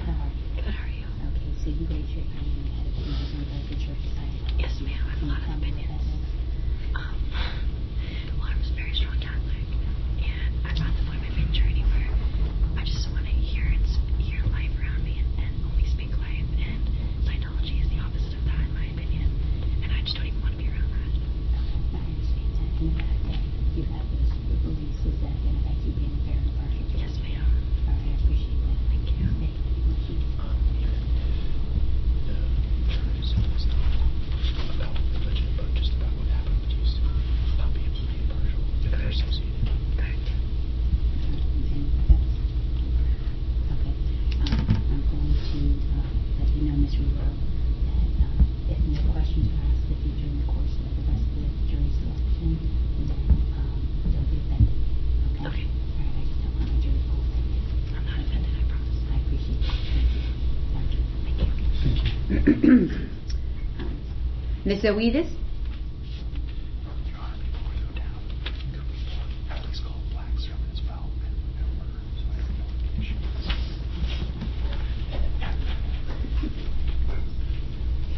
Hi. Can you tell me what your opinion is about the Church of Scientology? I don't agree at all with religion at all. Disagree. Totally. And the fact that you have that opinion, could that affect you being a fair and impartial juror today? Yeah, kind of sort of. And that's fine. That's why I need you up here, and that's why I brought you up here, because I don't want my jury pool tainted. So the fact that you have strong opinions against them, that you tell me that you're not a good juror for this case. That has anything to do with that, no. Okay. Do you have any questions? Does you have any questions? Yeah, I do. I mean, I'm just to be clear, as the judge said, it's really not about whether Scientology is on trial, protests, or Scientology isn't on trial. It really is just about a factual scenario. It's really just about a factual scenario, an allegation of bad opinion. So if you were to hear from somebody who is part of that church, could you give them, I know you don't like the organization, but could you just listen and look at the evidence and make a determination on whether you think a battery took place? Or with the fact that they may be associated with that church, or just bother you so much? Okay. I appreciate that. Mr. Levis? Do you have any questions? No, go ahead. Mr. Levis, during the rest of the hire, if we do not ask you any questions, be offended, okay? Oh, I don't care. I don't know. I just don't want my jury tainted, okay? No, that's fine. I appreciate it. Thank you. All right, can I have Samantha Resch, please? Noise going on. I just think it was real silent during that last one. I just don't want to have that over your eyes.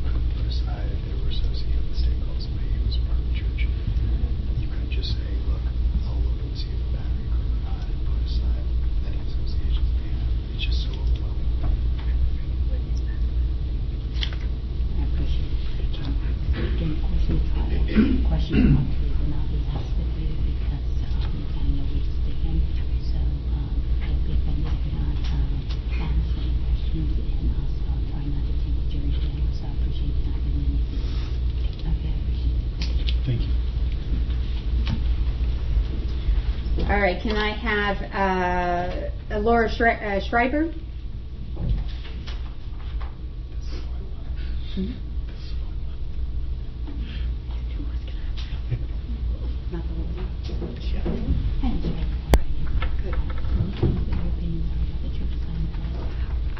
feel like they're cultish.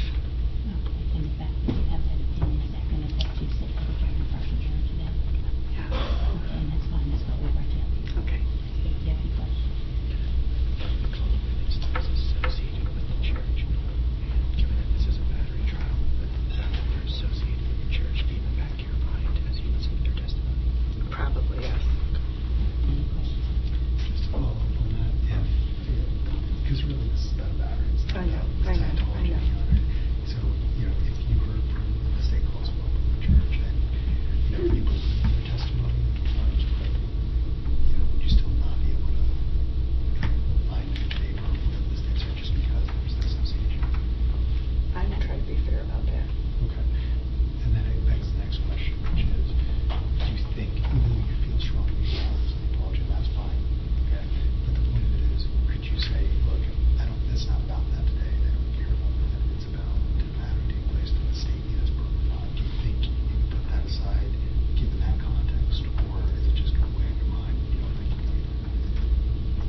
I would be fair in that regard and listen to the testimony and take that aside. So. And I just need to know 100% if you feel a lot about the Church of Scientology, isn't that going to affect you being very partial? Yes. I appreciate that. Okay. Right. I brought you up here because I don't want my jury pool tainted, so I'm going to ask you not to have any conversations about that. And if we don't ask you any more questions during the course of the day today, do not be offended. We're just hitting people that we need to get on our behalf. Okay? Thank you. Thank you. Thank you, Your Honor. Your last question was that she said yes, she couldn't be fair and impartial. Did I just hear that? She said she could not be fair and Okay. impartial. I thought I heard that. I said you're going to be around about it. And she said, I just wanted to be sure I heard that right. Thank you. I tried. Brian Lazeski?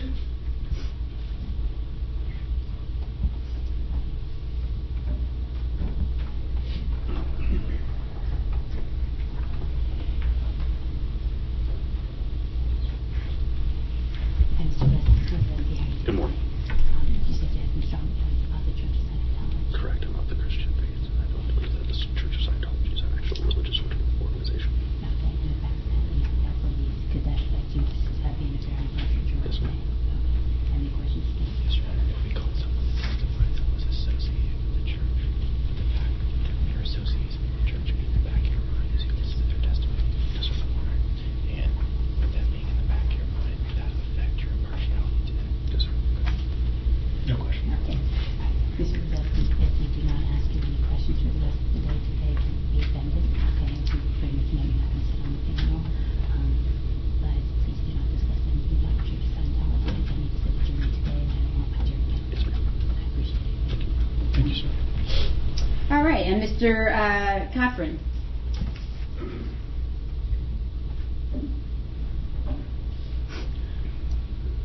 After this one, can we do another call, just in case?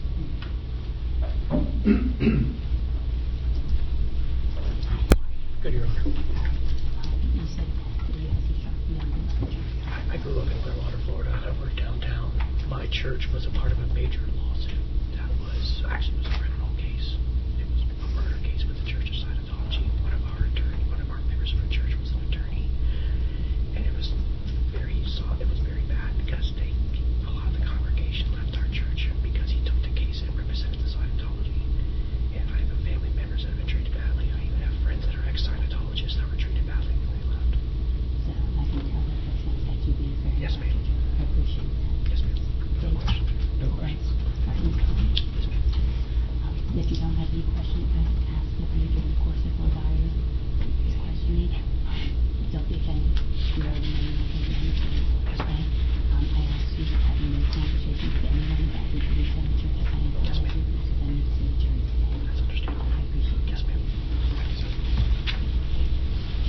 All right, before I have the attorney sit back down, anyone else that I need to address regarding the Church of Scientology? And Mr. Brooks, come forward. Did I see anybody else's hand? So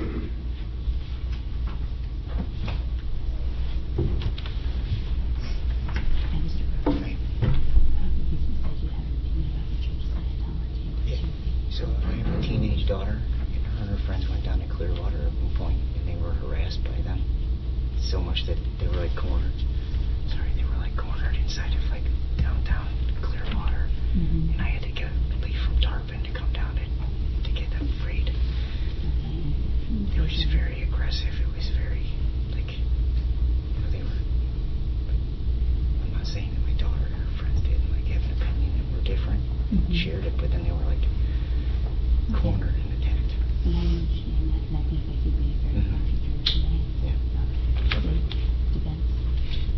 So understanding that situation happened, if the state was to call a witness associated with the church, okay, and this was just about a battery, not about what happened to your daughter, not about Scientology and what it is or isn't, right? It's simply did a battery take place?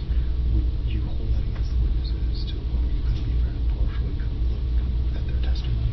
I wouldn't hold it against them what they believe in, but I also wouldn't believe what they would say. Mr. Brooks, this is really hard to make anything in the jury panel. And he said returns may not ask any more questions during the course of today. Don't be offended by that. We just need to make sure that you have to talk to people that will be on the panel. And I ask that you do not have any conversations with anyone about the Church of Scientology because I don't want my panel to. I understand. I appreciate you. All right, thank you. Thank you, sir. Thank you. And then, Ms. Blacksterman, could you come up, please? While she's coming up, anybody else in regards to the Church of Scientology? All right, I see no other hands.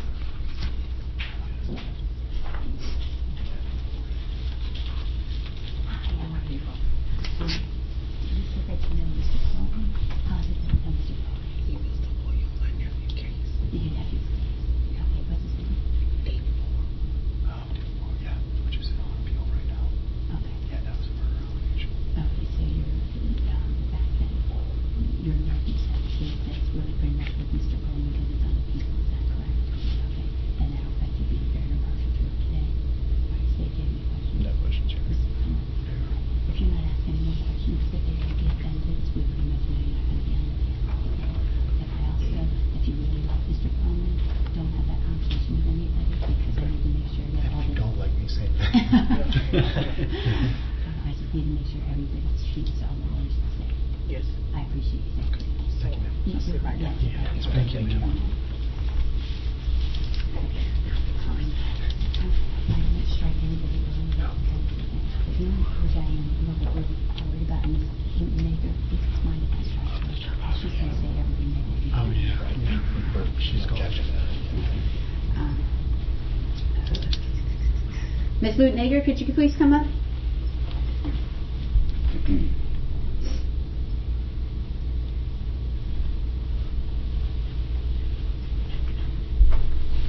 know you've been through a lot with your friend with the domestic violence situation, and I know that Aaron has been on your mind, so I'm going to go, plus you got retired if you drove all the way from Arkansas.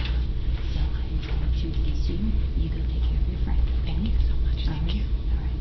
Do you have anything back there? Let me back in and head out. Thank you so much. Thank you. Thank you, ma'am.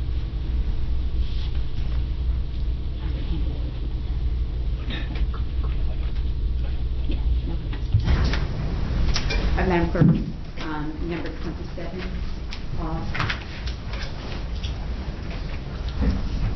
All right, thank you, ladies and gentlemen, for that extra time that I wanted to take up here on that issue. I am done with my questions, so I'm going to hand you over to the state right now. And will that be you, Mr. Lechner? Yes, Your Honor. All right, you may proceed.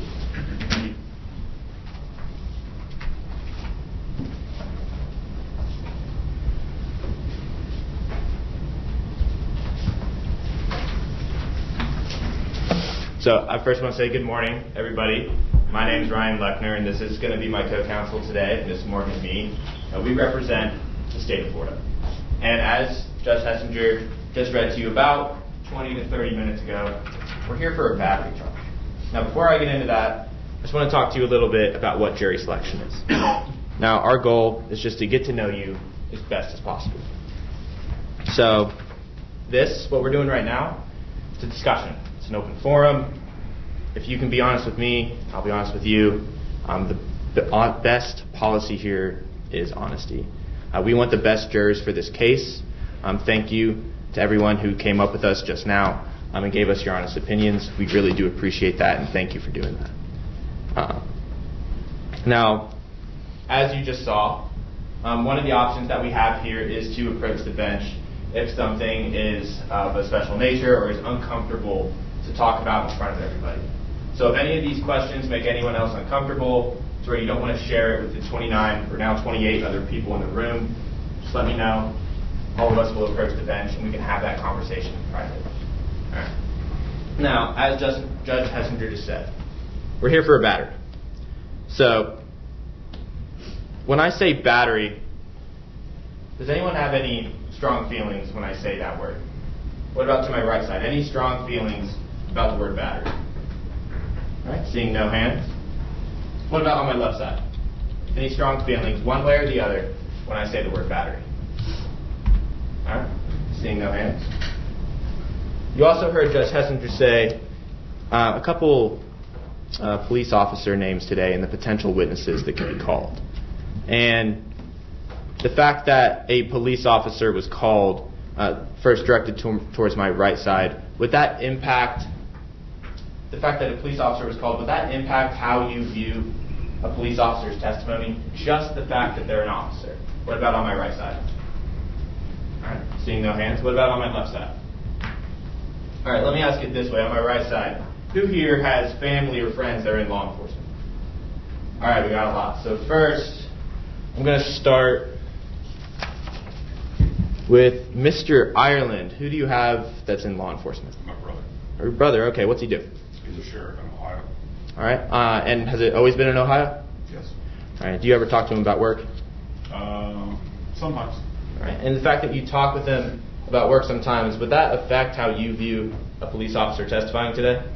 No. All right, would you be able to look at that officer's and listen to that officer's testimony and evaluate it fairly and impartially? Yes. All right, thank you, sir. Now, I saw some more hands on this right side. If you could raise those hands one more time.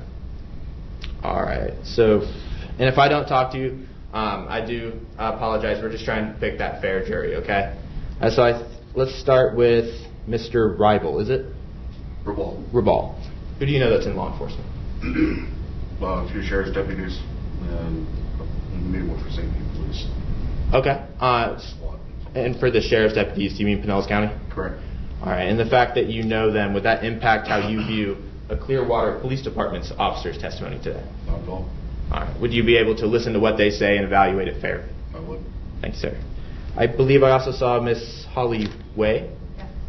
Who do you know that's in law enforcement? Cousins and cousin husband, Pinellas County Sheriff's Office. Okay. And how long have they been in the Pinellas County Sheriff's Office? Husband, ever since he's been married to my cousin, and then my younger cousin, she started with child protective investigations and then moved over to a Pinellas County deputy after that contract terminated. All right. How often do you talk with them about what they do in their daily basis? Not very often. All right. And if a Clearwater Police Department officer took that stand today and testified, would you be able to evaluate what they say fairly and impartially? Yes. All right. Thank you. And then in that back row on the right side, was there anyone else who had family or friends in law enforcement? All right. I've seen two hands. Miss Knapp, is it? Who do you know that's in law enforcement? My best friend's boyfriend is investigator with FWC. Okay. He's a previous police officer, and then I have a close friend that's in Pinellas County. The one that works in Fish and Wildlife, you said he was a previous officer. Do you know what agency? I don't. Okay. And do you talk with them or even your best friend about her husband's work at all? Not often. And if a Clearwater Police Department officer testified, just like everybody else, would you be able to evaluate that testimony fairly and impartially? Yes. All right. Thank you. And then I believe Miss Dombey? Yes. Who do you know that's in law Both of enforcement? my sons. Both of your sons? Yes. All right. And are they? They live in Erie, Pennsylvania. Okay. And they started to be when the age 18 Okay. in Army, and they stay in the law enforcement. And do you talk with them about what they do? They don't like to talk about. Okay. The fact that you have two sons in law enforcement, would that affect how you view law enforcement testimony today? I am biased because I'm the side of the police officers. Okay, so if we called a police officer to the stand, would you automatically believe them more, or could you evaluate what they say fairly, just like everybody else? I believe them. All right. Thank you for being honest with me. I appreciate that. All right, last call on this right side. Anyone else that knows law enforcement? All right. On my left side. All right, so we have some hands here. So first, Miss Miller. My son is deputy sheriff of Pinellas County. All right. How long has he been a deputy sheriff? About 6 years. All right. Do you ever talk with him about what he does? Occasionally. And the fact that you do that, would that, interact with how you would view or interfere with how you would view a Clearwater Police Department officer's testimony? No. Would you be able to take what that officer says on the stand and look at it fairly and impartially? Yes, I would try. All right. Well, and let me ask you this, just because when you say you try, I just want to get that clarified. If he testified and just told you what he saw, would you be able to evaluate that fairly? Yes. Thank you. And then, ma'am, Miss, is it Kessel? Mm-hmm.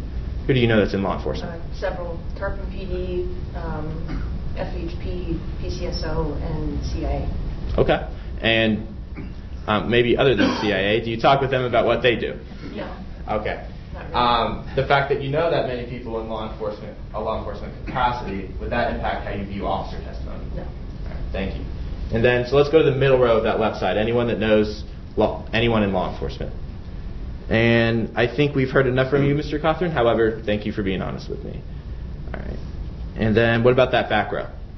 Anyone in the back row on the left side that has family or friends in law enforcement? All right, thank you. Now, my next question, this can get more detailed and also a little uncomfortable. So again, if you need to approach, just let us know. So my next question is, has anyone here been either accused or a victim of a crime? So starting on my right side in the first row, raise your hand if you've been accused or a victim of a crime. All right, and then Ms. Anderson, I think we've heard enough from you. However, I appreciate you being honest with me, okay? And then Mr. Riebel, I think you raised your hand again. Is that correct? Correct. And have you been accused, victim, or know someone that's been that? Accused. Okay. And do you mind sharing what you were accused of? If you mind. Okay. Battery. Okay. And all right. Well, the fact that it's a battery trial, would that affect how you would view testimony in this case? No. All right. And in your case, you don't need to give us the details, but in your case, do you believe you were treated fairly? The outcome was just and fair. All right. And the fact that this would be a battery trial and that we're picking a jury for that trial, would you be able to be on this jury and evaluate testimony fairly and impartially? Absolutely. And if asked, and if the state was to prove every element of the charge, would you be able to render a guilty verdict about the defendant since you were charged with that battery yourself? Absolutely. All right. Thank you, sir. All right. What about that back row on the right side? Anybody that's been accused or a victim of a crime? All right. Just for the record, seeing no hands. Now I'm going to go to my left side in that first row. Same question. Anyone that's been accused or a victim of a crime? All right. And that's Miss Black Sermon. Thank you for being honest with me. I think we've heard enough at the bench. However, I do appreciate the honesty. What about that middle row?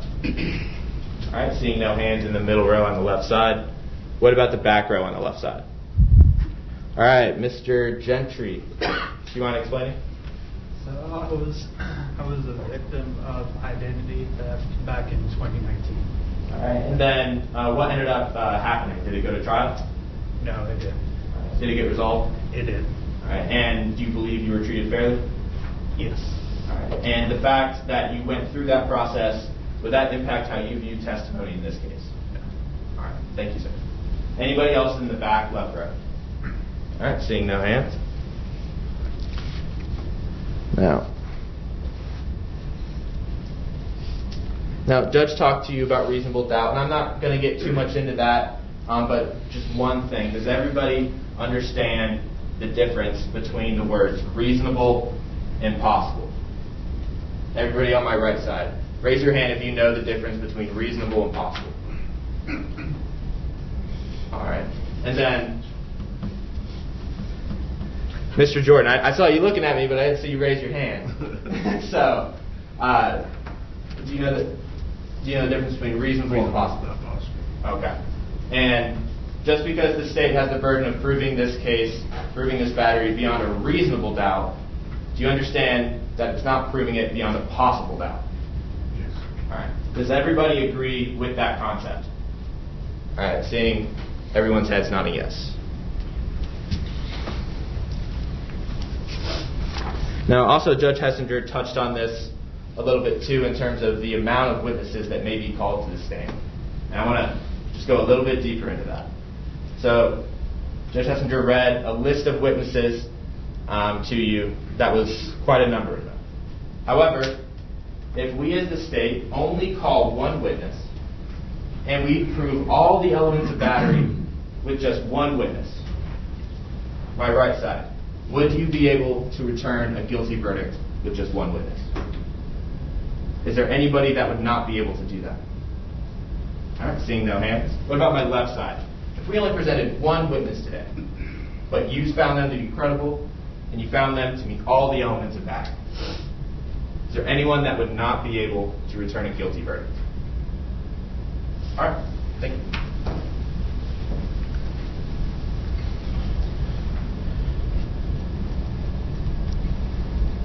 Now, also, other than what we've already touched on at the bench, is there any other type of moral or philosophical view where passing judgment on someone just in general, saying you're guilty or not guilty, does that affect anyone here today? Yes, ma'am. Yes. And sorry, is it Miss Martin? Yes. And how does that affect you? I personally don't feel comfortable saying somebody's guilty or not because I'm not that person. Miss Martin, I can't hear you, so if I can get you to project, maybe sorry, stand I'm up. not comfortable saying if somebody's guilty or not because I'm not, fully aware of what's going on or who's giving evidence, So I don't feel comfortable giving a yes or no. Okay.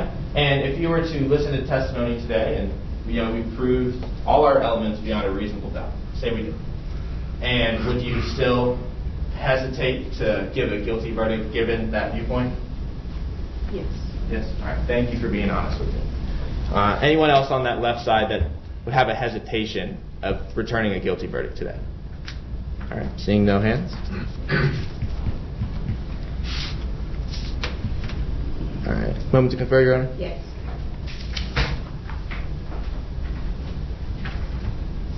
Your Honor, I'm very sorry to interrupt, but jury services is requested and asked me if it's possible for the juror to be released.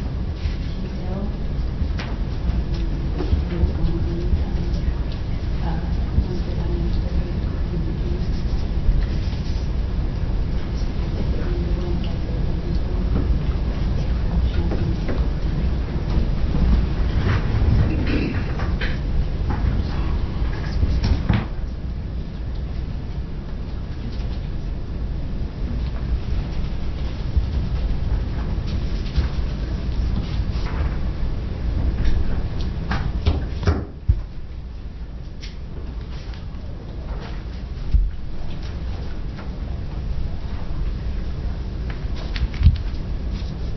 All right, so there's a couple of people we haven't heard from today, and I just want to make sure everybody is able to be heard and able, just to say your piece. So first, we have Miss Williams. Hi, how you doing? Hello. So first, once you heard the charge battery, what was the first thought you had? Honestly, kind of like, why am I here? Okay. Because I didn't know, they do try. It's not something like it's small, I'm not saying that, but I thought it was like murders or something like that. So I'm just being honest. No, and I appreciate that. The fact that it's not a murder, the fact that it's a battery, though, would you be able to sit as a juror and follow the law in this case? Yeah. So if Ms. Me and I presented evidence and testimonies that proved the elements of battery, despite what you might think about the charge itself or anything like that, would you be able to return a guilty verdict in this case? Yes. Is that a yes for the record? Yes, sir. Yes. Thank you. No, you're fine. And then, is it Miss Vieira? Yes. Yes. First, I understand that you said English was not your first language. Have you been able to understand everything today? Yes. All right. And then, when I said battery, what was your first thought? I thought somebody hit somebody. Okay. There's some abuse. Okay. I didn't like that.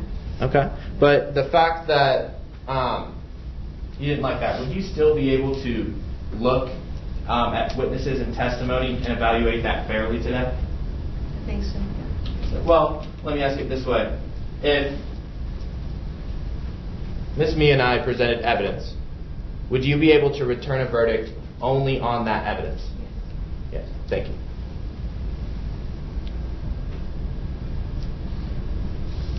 And then, Mr. Ireland, I noticed something. I know we had talked to you, but I noticed something on your questionnaire that you work for is it Quality Boats? Yes, sir. What is that? It's a boat dealership. Okay. Is that here in Pinellas County? It is Clearwater Beach. Clearwater Beach? Okay. And when I said battery, what was your first thought? Somebody got beat up. Okay. And the fact, would you be able to listen to evidence today as it's presented and render a verdict based on that evidence alone? Yes. And then no matter if you agreed with the law or not, just as Judge Hessinger said, would you be able to follow that law? Yes. I noticed some hesitation there. Was there? I didn't think there was any laws I really disagreed with. Okay. Well, I thank you for being honest. All right. And then I'm going to just stay on this side of the room. Is it Miss Wilhelm? Yes. I see that you're an attorney. Yep. What kind of law do you practice? Public finance. Okay. Have you ever delved into criminal law at all, or no? No, I think I got a C in that class in law school. So Okay. I tried to avoid it at all costs. Okay. The fact that you're an attorney, would you be able to evaluate the evidence as it was presented here today? Yes. All right. Would you, and this is more of a focus question, given that you're an attorney, would you hold any of the attorneys accountable for what happened today instead of looking at the evidence? No? Okay. I just wanted to make sure. And I'm actually going to kind of do that same thing. Is it Miss Taylor? Yes. Okay. And I see you're an attorney as well. I am. Is it from where are you an attorney at? I live here, obviously, but I practice in Georgia. Okay. And I'm still practicing. But okay. And what area do you practice in? Well, in Georgia, I was a criminal law lawyer, okay, as well as personal injury and family. I now work for the New York City Department of Education. Okay. And were you on you said you worked in criminal law. Were you on defense or prosecution? Defense. All right. And the fact that this is a criminal trial, would you be able to evaluate the testimony and evidence fairly? Yes. All right. Thank you. All right. Now, I believe that's everybody on my right side. And then on my left side, Mr. Mullen, how you doing today? Good, thank you. Good. Now, when I said battery, what was your first thought? I assumed somebody got into a fight. Okay. And if we presented evidence today that proved the elements of battery, even if it's not exactly what you thought a battery might be, would you be able to render a guilty verdict? Yes. All right. And then, Ms. Pineda, I understand you said English was also not your first language. Have you understood everything today? Yes. All right, thank you. And then, would you be able to evaluate the evidence as presented today and render a verdict one way or the other? Yes, I will. All right. And would anything affect how you would view evidence today that could affect your impartiality? No. All right, thank you. And then, kind of go along that back row there, Miss Lester. Hi. I see. Were you ever a juror before? No, it goes like in this part, but I didn't make it onto the jury.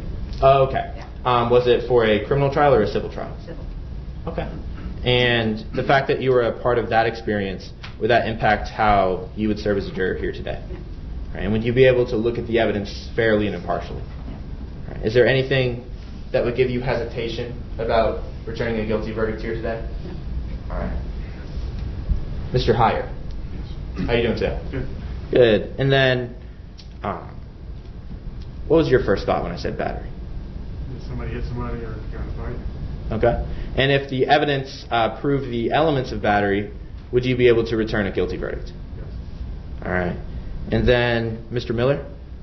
All right. And then did you, Mr. Miller, I just want to clarify something. Did you know anyone that had been accused of a crime? Yes. Who was that? My brother. Okay. And then how long ago was that? 2 years. Okay. And was it in Pinellas, somewhere else? Polk County. Polk County, okay. The fact that that happened about 2 years ago, would that impact you serving as a juror today? No. All right. Would you be able to look at the evidence presented and render a guilty verdict if the evidence supported it? Yes. All right. Thank you, sir.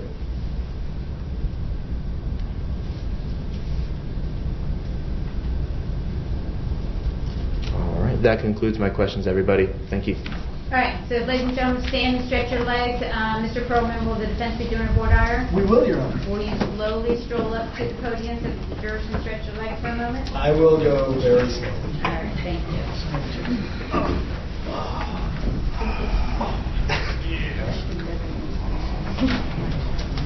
I'm not ready yet, Your Honor.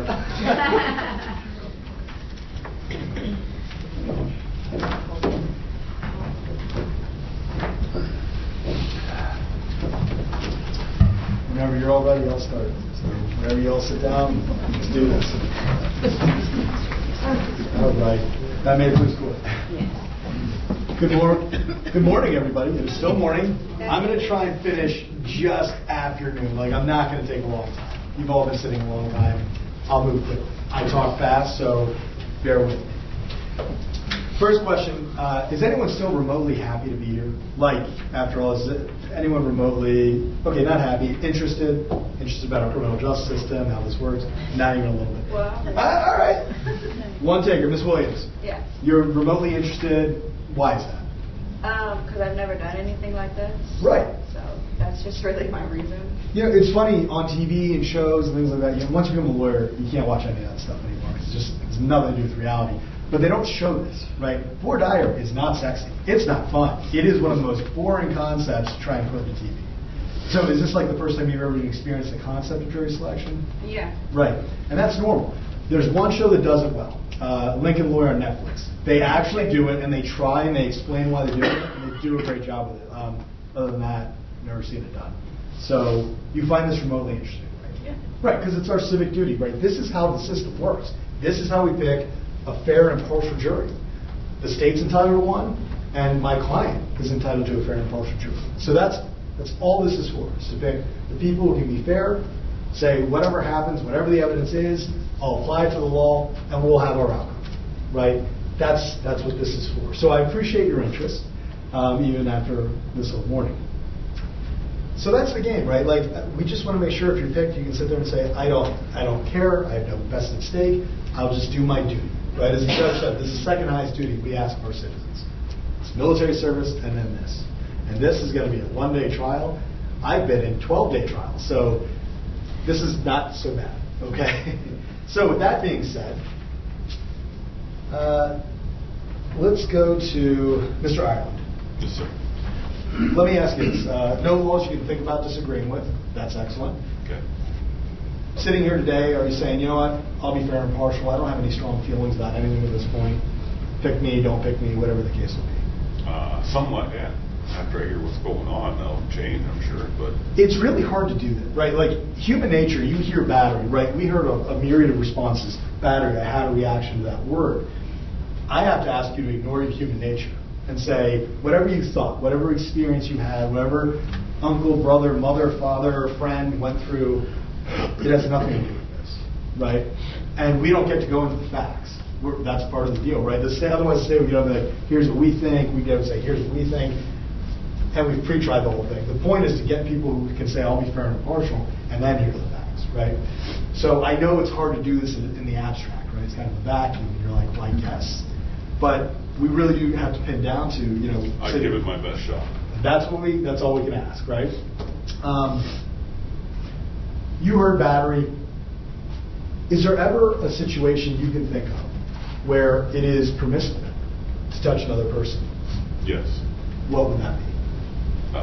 If you're attacked or in self-defense. Self-defense. Okay. So there is a scenario where you believe if you are being attacked, you can defend yourself. Yes. Okay. And the law, as you know it, that is something that's acceptable, correct? Has anyone here ever heard of the term self-defense? I'm sure everybody in some way has heard of that. I see a lot of shaking heads, yes. Okay. So we're in scenarios sometimes where I just need to make sure if self-defense is something that is brought up in the case, that everyone agrees they could follow that law, right? The judge will instruct you on that law. Does everyone agree that there are scenarios where somebody can and should defend themselves? Yes. There's no one saying, you know what, I don't care what they did or how it played out, you can never defend yourself, you can never touch another person. Does anyone feel that way? Everyone's shaking their head no in one way or another. No one is raising their hand. So, understanding the concept that self-defense is something that exists in this world and in our criminal justice system. Let me go to Miss Vieira. Yes. You had a strong, statement about, well, I heard battery, maybe abuse, or this or that. Understanding we have no idea what the relationships are or anything about the facts. Right. Hearing that, I've asked about self-defense and, whether that you can be fair and impartial and say, yes, self-defense exists. Yes. Do you think you can be fair and impartial? Okay. And the reason I ask that is, like I said, trying to tell you to ignore your human nature and, well, I don't know, maybe someone was abused or hurt or something like that. Maybe they weren't, right? Yeah. Maybe this is a scenario where the state has to prove their allegations and we're going to defend our client. Do you think you can put away that initial thought, that initial reaction you had? Yes, it's the right thing to do. Right. Because at the end of the day, everybody wants a fair and impartial trial. If they choose to go, right, and not have somebody say, well, something happened to a friend of mine or a family member of mine, and I'm going to hold it against whoever. Right. It's not about that. And that's why we don't have friends and family coming in on jury, right? We have people who don't know anyone else in the courtroom and taking that step. So you can be fair and impartial now? Perfect. Anything you think I should know? Everything. You should know everything. Well, that's an excellent point. Let me tell you what's impossible. Getting to the soul of my 29 new best friends, right? It can't happen. We have a very finite time, and I'm trying, like, a pizza delivery, move this along for you all, so you don't have to sit longer than necessary. So when I ask these things, I always, long ago when I sat on this side, I had a woman come after a jury, and they found the person not guilty, and I was like, I thought it was a burden, blah, blah, blah. She comes over to me and she goes, you should have asked me this. You would have liked to have known. To this day, I'm angry. Like the fire of 1,000 suns, it still bothers me because I was like, I thought I did, but that's not really the point. So when I give that example to say, if there's something you're sitting here saying, you know what, if I'm the state, if I'm the defense, if I'm the defendant, if I'm the judge, I would want to know. I would want them to know. So if there's something in your mind, I always just kind of preface everything I'm asking. If at any point it's just bouncing around, you're like, I see a face in the back corner. Miss Miller? Just, okay, it was kind of a, like, maybe face. Nope, nothing at all. Nope. I'll leave you alone. Are you talking to Yeah, Miss Miller. Miss Boone. She's Boone. I'm on the wrong side. I apologize. You're Mr. Miller. Yes. Miss Boone, you had a face that kind of drew my attention. Is there something you're thinking about? No. Okay, just the face. That was a lot of build-up and a lot of awkward stare. I apologize. Flip it. But with that in mind, is there anyone else? Is there anything that's bouncing around you're saying, you know what, I think I need to relay this? Excellent. Reasonable doubt. The judge read the jury instruction, right? That's the language. It's a very amorphous fact or concept to me. So I like to do a little bit of an example just to try and explain this a little bit better. Ms. Kessler, if I told you that I live in Tampa, I don't, but for the sake of this analogy, if I live in Tampa and I ran here today, I know I don't look like a runner. I get it. Don't laugh. So the point is, if I told you I ran here today from Tampa, as you see, in the world of possibility, all that is possible. Is it possible I ran here as you see me from Tampa this morning? I suppose so. Sure. Is it reasonable? In those shoes, no. Right, okay. So that's one of many reasons that I guess. In these shoes, no way. What are some other reasons it might not be reasonable to you? Hot out, it would have to depend on when you left. Right. You're not sweating. Right. You're not beat red in the face. Right. I didn't die of a heart attack on the bridge. Right on the side of the Howard Franklin, yeah. Right, yeah, you can't run on the bridges, it's illegal. All of these things would have you say, it's possible, but I don't find that to be reasonable, right? What if I added some facts? What if I said, well, downstairs I actually have a locker room. Of course, there's a locker room. I keep a suit and jacket, the whole thing down there, and there's a shower. Does that shift things a little bit towards more reasonable? Sure. Right. And again, I know I would never run that far, and I understand that concept. But the point is, when we get more context, when we get more understanding, more facts, that's really what this all comes down to as far as what becomes reasonable versus what is possible. And it's beyond any reasonable doubt as a standard. Does that help clarify things a little bit? Sure. Does that help everybody else? Does I make it worse for anybody? Excellent news. Okay.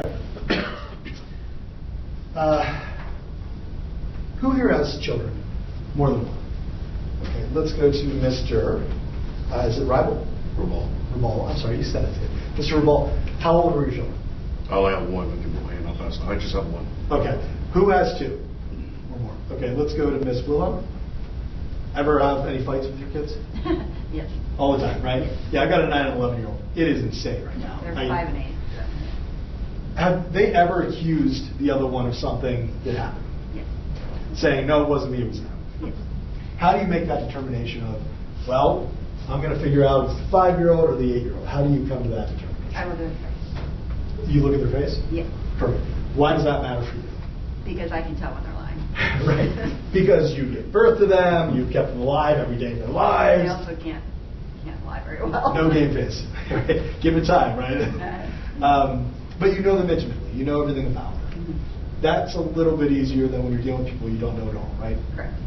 When you don't know someone and you're trying to make a determination on whether somebody is, accurate, not accurate, truthful, not truthful, how do you make those determinations? Kind of a gut feeling. Gut feeling? Trying to read all the situations, all the information you can get to make a determination? Yeah. What are things you do look to? Well, like their body language can tell a lot. Sure. How they answer the question, like what they provide, what information they provide. See, I love these answers. All these things are innate things. It's what humans look to. We say, oh, well, I can figure this out. You ever watch So Traders? No. Who watches Traders? Somebody. Okay, let's go back. Miss, I'll make sure I'm on the right page. Williams. What is Traders about? It's a group of celebrities that are trying to figure out who's the traitor. Right, there's 3 traders, there's like 15 faithful, and the traders are killing the faithful off one after one. Yeah. How good are people at reading body language in that show? I would say it depends who you're talking about, but I would say very good. See, it's funny, I say horrible, as they wipe each other out for 10 episodes before they figure it out. Yeah, true. Right? So you focus on one person, oh, they said this the wrong way, or they looked a little off. They're totally wrong for 10 weeks, right? Yeah. And after they wipe out enough of their own faithful, they start to figure it out. Exactly, then it boils down to... Right. But the main part that I'm getting at is we look to these body language and we look to the way people say things, but sometimes people say things just how they say it. We might not like it, or we might say something's up with it. But the point I want to make is we look to everything we can get our hands on for information. And we look to video. We look to audio. We look to the things that validate, forensics, things that validate somebody's statements, what somebody's making the allegation. Is that a fair assessment? So I guess the point becomes we look to the things around, the evidence around, and try and come to a determination. Does everyone agree with that? Everyone's going to agree to do the best they can if they're picked for this jury? Okay.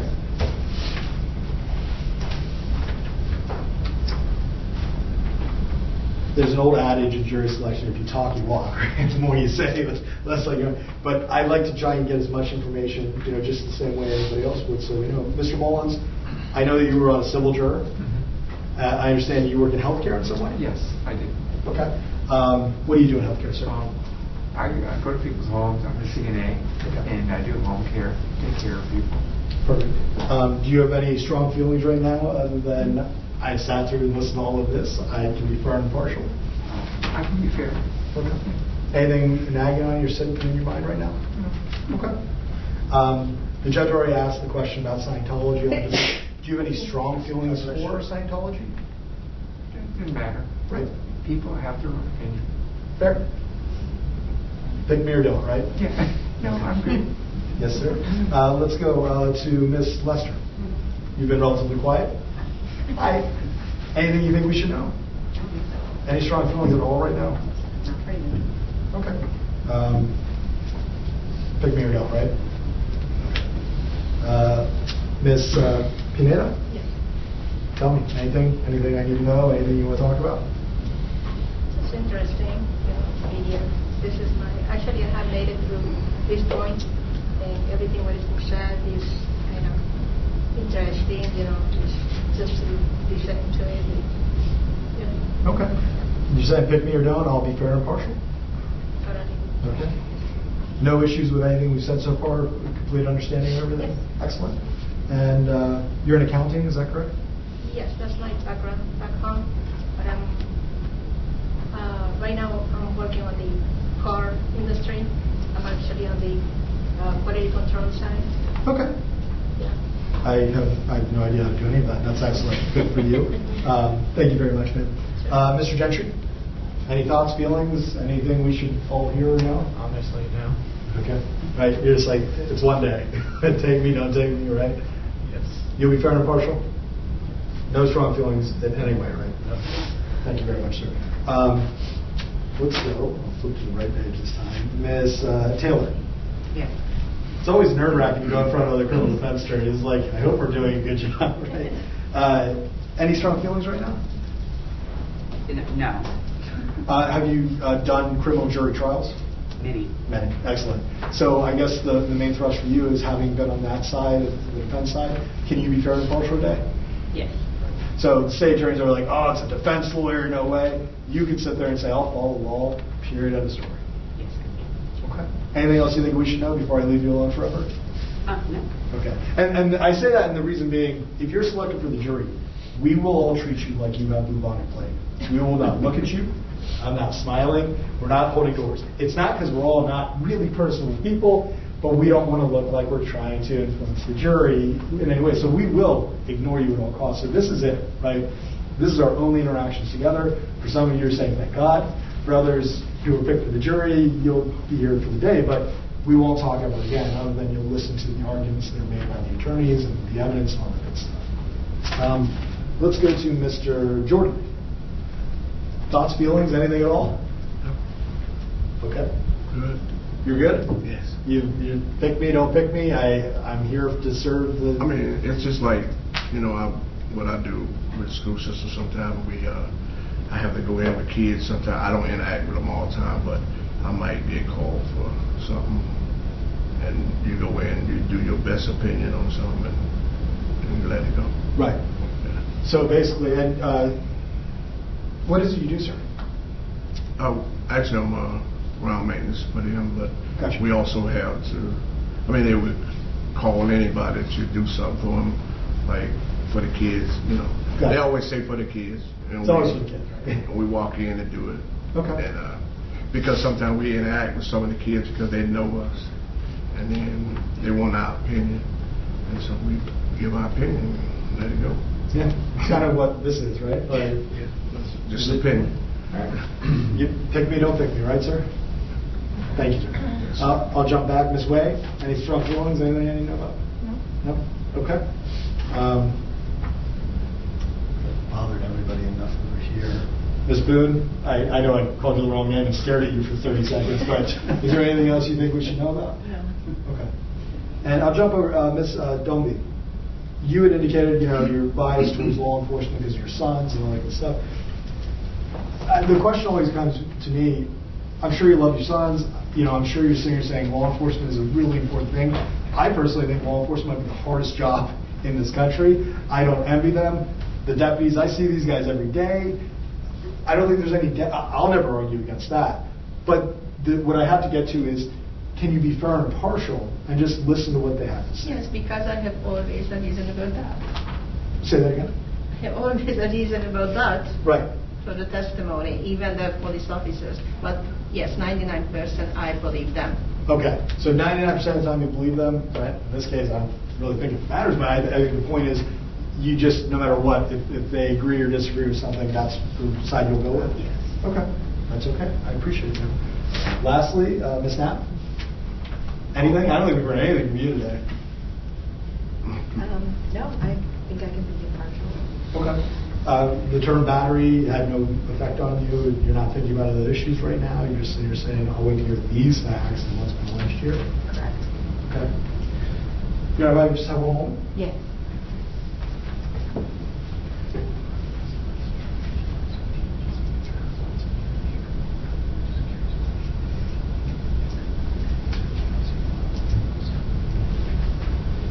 Ms. Lester? Yeah. You work at Tampa General? What is it you do there, man? I'm actually remote currently, but I'm a nurse for the system. Okay, and what's your specialization? It was cardiac, but basically I'm working with the lawyers and the insurance now to get hospital paid. So I go after things. That sounds like the worst thing I could imagine. Got it. Yeah, that's right. Lawyers ruin everything. Okay, with that involved, or that in mind, has no effect on you right now, does it? No. Okay. Last chance? Anything? Miss Miller, anything? I didn't bother you at all. No, I think that I'm able to be impartial today. Okay. I really appreciate that. To all of you, thank you so much for your time and attention. And have a good day if we don't see you soon. All right, so ladies and gentlemen, we have some legal work we have to do. Rather than have you sit here and stare at me for the next 20 minutes or so, I'm going to go ahead and give you a break.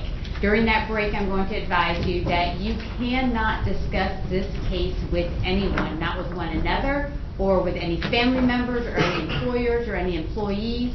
Talk about the weather. It's a beautiful day out there today. You can call your employer or your employee and tell them, yes, I'm sitting in jury selection, and that's where I am right now, but nothing else. Everybody understand? Yes. Okay. This process usually takes me about 20 minutes, and so I'm going to break you until 12:35. If you are someone who is perpetually late, I just said 12:30. Okay?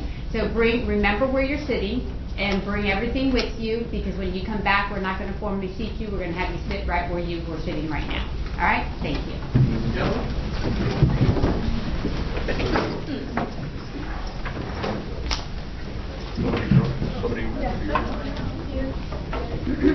Just be quiet right now.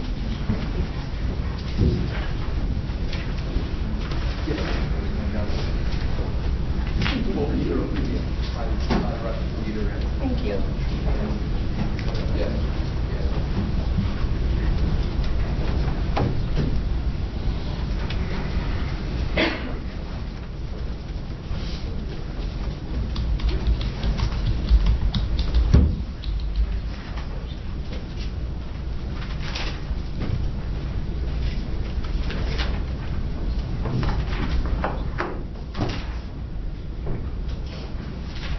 Your Honor, the potential jurors are adhering to the court.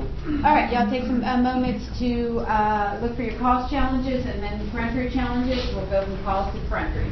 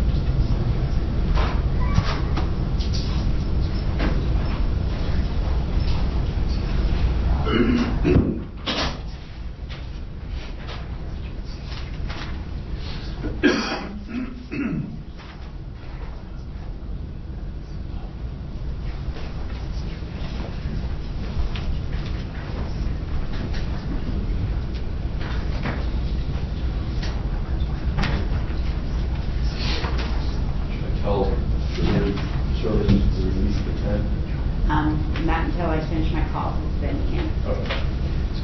I think we're good. I've been keeping track of the numbers, but I just don't want to do that until I'm done the numbers. Oh, no problem. Okay, thanks.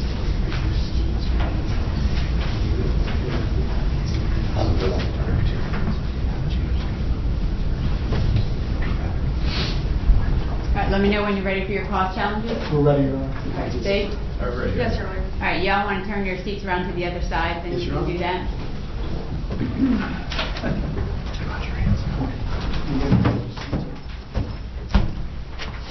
Sir?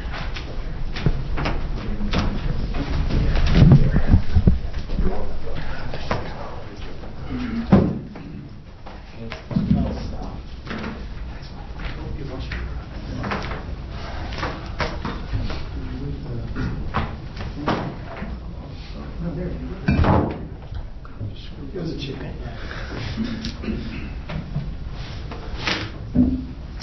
All right, everybody's tried cases in front of me, so you know how I go. First, we'll go back and forth between the state and the defense for cause challenges, and then we'll go back and forth state and defense in regards to peremptory challenges.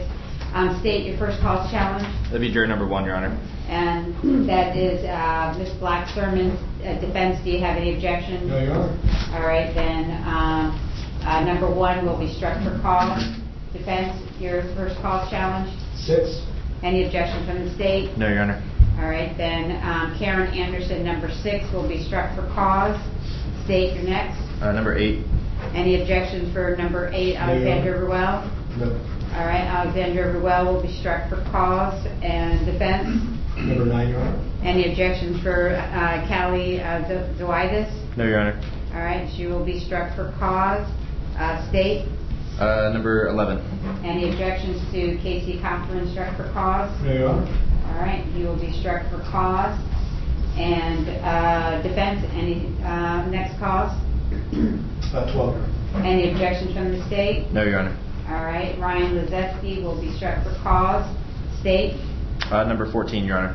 Any objections from the defense? No, Your Honor. All right, Adriana Martin will be struck for cause. And I think I'm at the defense now. We are now to 19. Maybe 15? 50, yes, I jumped there. Any objections from the state? No, Your Honor. All right. And state next challenge for cause? That will be number 19, Your Honor. I'm sorry, 15 is Laura Shriver. Yes. Next will be 19. Any objections from the defense? No, Your Honor. All right, Samantha Resch will be struck for cause. Defense? 20. Any objections on Larry Brooks? No, Your Honor. Number 20 will be struck for cause. And state? Number 27. Already struck for cause. Number 28. Any objections on number 28? No, Your Honor. All right. And defense, any other cause challenges? No, Your Honor.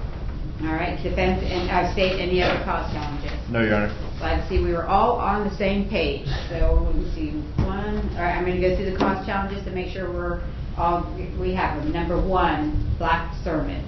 Number 6, Anderson. Number 8, Ruel. Number 9, Zoidis. Number 11, Cochran. Number 12, Lizetsky. Number 14, Martin. Number 15, Schreiber. Number 19, Resch. Number 20, Brooks. Number 27, Lutenegger. Number 28, Bombi. Right? Correct, Your Honor. Deputy, you can tell them that they can release my extra. Yes, Your Honor. All right, we will have a jury. All right, so these are the first 6. We'll go back and forth between the state and the defense. We're looking at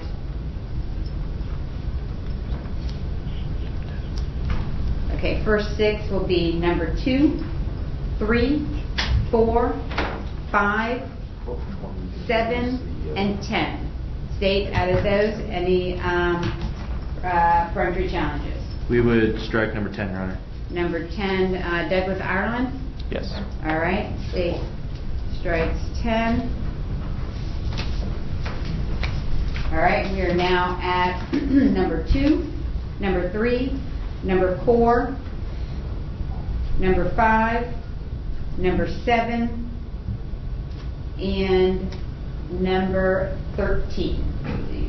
1, 2, 3, 4, 5, 6. Yes. And defense, any peremptory challenges? No, Your Honor. We accept.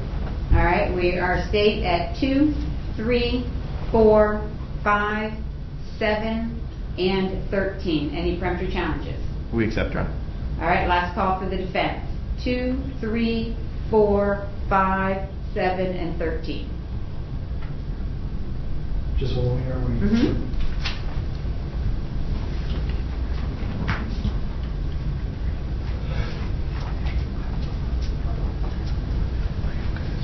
We strike 13.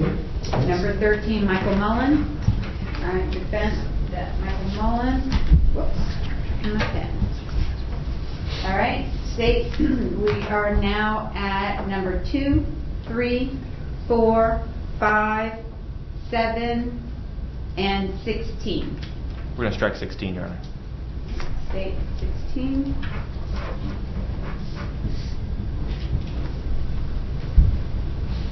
All right, we are now defense at 2, 3, 4, 5, 7, and 17. Any peremptory challenges? Your Honor, we're going to confer just briefly.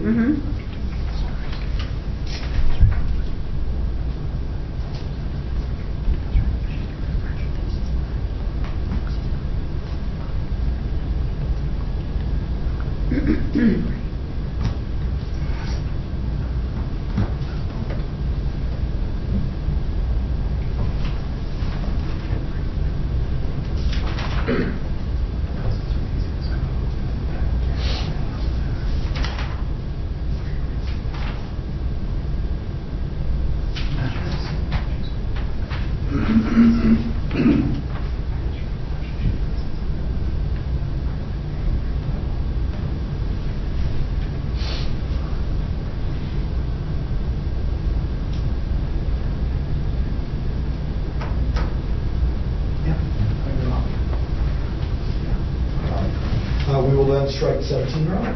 17. You each have one left. We are now at 2, 3, 4, 5, 7, and 18. State? State accepts. And defense, we're at 2, 3, 4, 5, 7, and 18.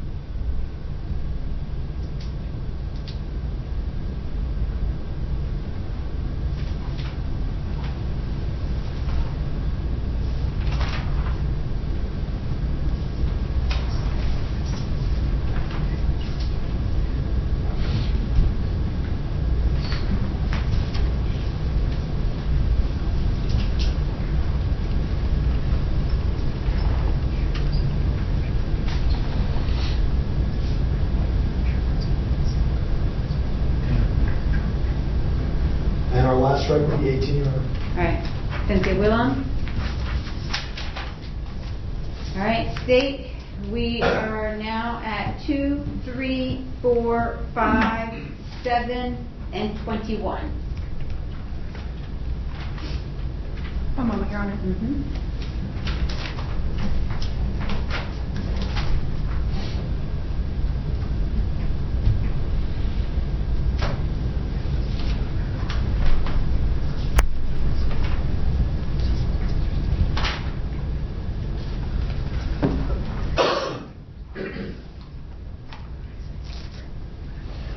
We'll strike 21, Your Honor. All right, and so process of elimination is everybody has used their peremptory challenges, and a Panetta will be number 6. We're going to do an alternate in one moment. I'm just going to to the panel, that is going to be number 2, Kylie Williams. Number 3, Deborah Miller. Number 4, Jessica Kessel. Number 5, Mercedes Vieira. Number 7, Bruce Jordan. Number 22, Anna Pineda. Pineda, probably is how it's pronounced. All right, so you each have one cause for an alternate. Our first alternate is Jacqueline Lester. State? Yeah, that's fine. We accept. And defense? Yeah, we accept it. All right, Jacqueline Lester will be the alternate. We will not let Ms. Lester know that she is the alternate. Mr. Smith-Levin, have you had an opportunity to work with your attorneys and consult with the attorneys while we were doing the jury selection? Yes, Your Honor. Are you satisfied with the jury that we have selected? Yes, Your Honor. Okay. All right, if we are early, if we have 29 people out there, you can bring them in, but if we do not bring them in because I don't want to stare at them while we're waiting for the straggler for 5 minutes. Yes, Your Honor, I'll let you Okay, know. thank you. What I'm going to do is after we select the jury, I'm going to read the preliminary instructions. We'll break for lunch for an hour and then we'll get back and get started, okay? Yes, Your Honor. I will commend you all for doing a very good job in this jury selection. We dealt with a touchy subject, I thought pretty well, and actually was pretty impressed with just the few numbers that we had come up here for it. So I do appreciate it. Thank you. You're right. Well, I appreciate that too. Thank you.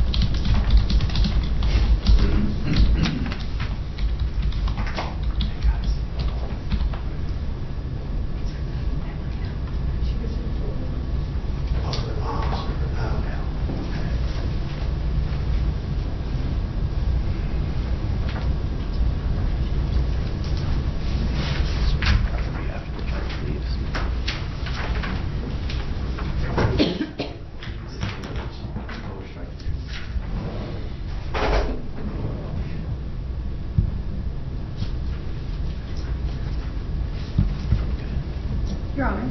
Yes. Just a question. There were a few things that we wanted to address before beginning the trial. Did you want to do that before lunch or after? Do it before lunch. Okay, after the jury's released.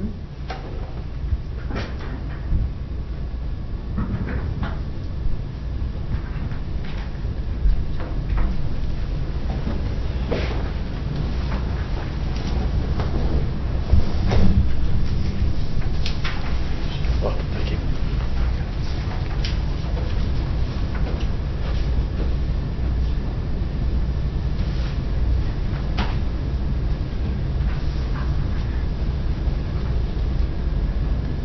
Apparently I didn't have the 29 out there waiting. It was a good thing you added that little side note. We get drained. I've been there where they brought them in and I didn't have them all and we're sitting there just staring at each other. And I'm just like, no.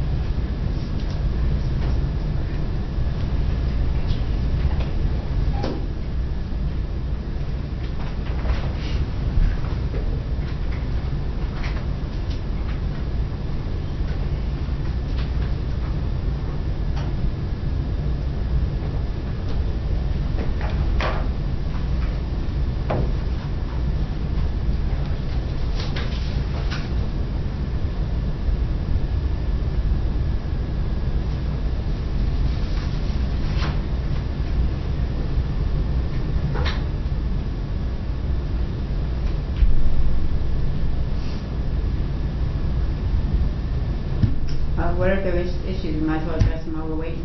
Yeah. Okay, Your Honor.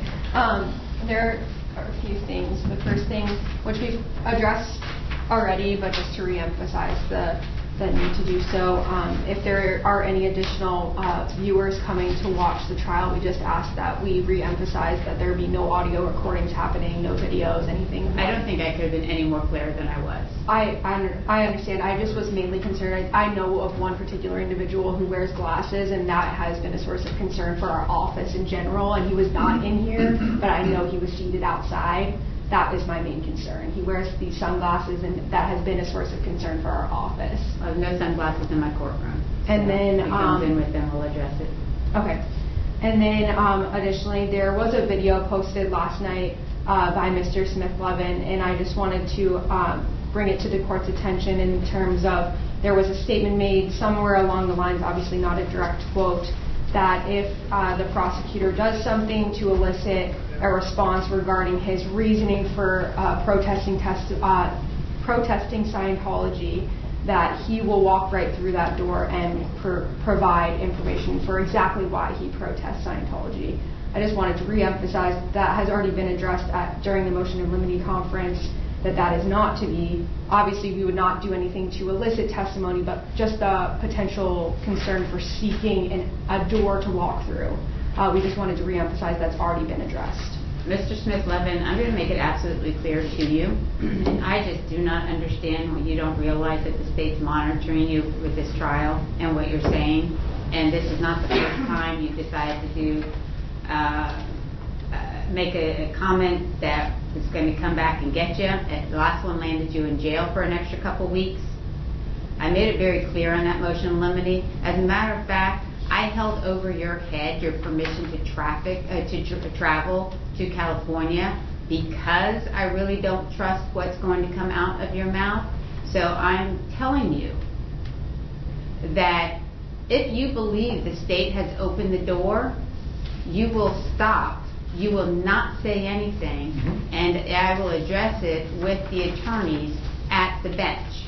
Absolutely. But if you do, understand that I have contempt of court proceedings, and I can move right into contempt of court, and they can find you not guilty, and I can find you guilty of contempt of court and put you in jail.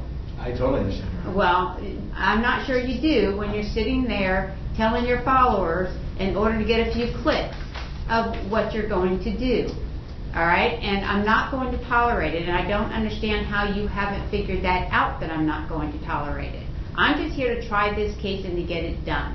I'm not here for you to make your statement and to have clicks on your whatever account it is that you have. You understand? Completely, Your Honor. All right, let's make sure. All right, the next issue. Yes, Your Honor. I just wasn't sure how you plan to move forward regarding the MIL that you reserved the ruling on, if you wanted to address it in the moment or if you wanted to discuss it further. Obviously, the motion. It was number 8 regarding the relevance of the potential testimony from Officer Frost. I'll cross that one, Frost. Okay. It's not really an issue, but go ahead. Anything else? No, that's it. Okay. We would just ask that it not be mentioned in opening until Officer Frost testifies. Whatever the officer's thought processes were in regards to who was going to be arrested will not be discussed until I make a ruling on it, which will not be ruled on until he gets ready to testify. Yes, okay? All right. Bring the jurors in, please. All right. They are ready for all hands.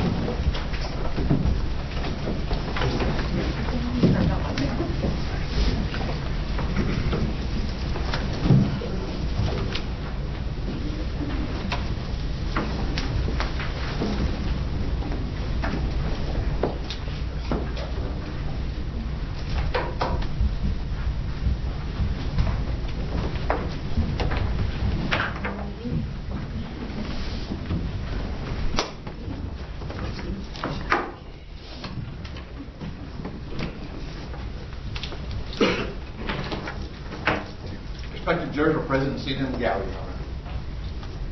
All right, ladies and gentlemen, as I call your name, please come forward and sit precisely where the deputy tells you to sit.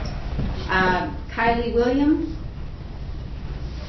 As a matter of fact, the entire row from her over to stand up and scoot back as you're all coming up.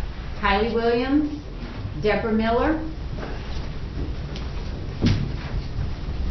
Jessica Kessel, and Mercedes Vieira. Bruce Jordan, Anna Pineda, and Miss Lester, just follow her out, Jacqueline Lester.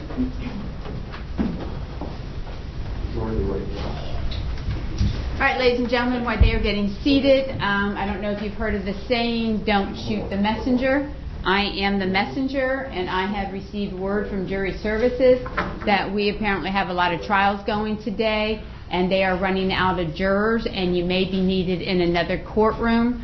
So I need to send you down to jury services. They'll probably break you for lunch, and then you might need to come back this afternoon for another jury. I'm going to thank you for the time you've given us this morning, and while I'm thanking you, I'm going to tell you that I'm actually joking. You are free to leave for the day. Thank you for your service.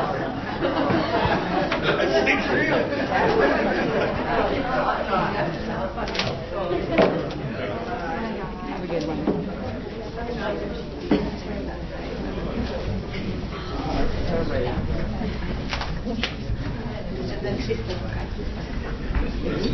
Okay, one moment, I have to exit the courtroom and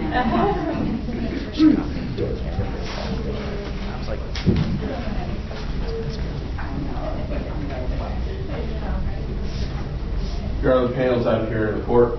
Thank you. Ladies and gentlemen, I know you have to be hungry, ladies and one gentleman. I know I'm hungry, and I'm going to release you for lunch and plenty of time to get lunch, but I'm going to read you an instruction before I release you. The reason for that is half the things I'm going to read you, I have to tell you before you leave for lunch anyway. So I'm just going to read the full instruction to you, and then I'll release you, and I'll tell you some places that are close by that you can get a good lunch. Listen closely. Members of the jury, you have been selected to try the case of State of Florida versus Aaron Smith-Levin. This is a criminal case. Aaron Smith-Levin is charged with battery. The definition of battery will be explained to you later. You must decide this case based on the evidence presented and the law that I give you. Evidence consists of the sworn testimony of witnesses, exhibits admitted into evidence, and anything else that I tell you to consider as evidence. The state's charging document, which is called an information, is not evidence and is not to be considered by you as any proof of guilt. It is my responsibility to explain the law to you. It is your solemn responsibility to determine that the state proved its accusation beyond a reasonable doubt against Aaron Smith-Levin in accordance with the law that I provide to you. Thus, the province of the jury and the province of the court are well defined and they do not overlap. This is one of the fundamental principles of our system of justice. Before proceeding further, it will be helpful if you understand how a trial is conducted. At the beginning of the trial, the attorneys will have an opportunity, if they wish, to make an opening statement. The opening statement gives the attorneys a chance to tell you what evidence they believe will be presented during the trial. When the lawyers say, what the lawyers say is not evidence, and you are not to consider it as such. Following the opening statements, witnesses will be called to testify under oath. They will be examined and cross-examined by the attorneys. Documents and other exhibits may be introduced as evidence. After the evidence has been presented, the attorneys will have the opportunity to make their closing arguments.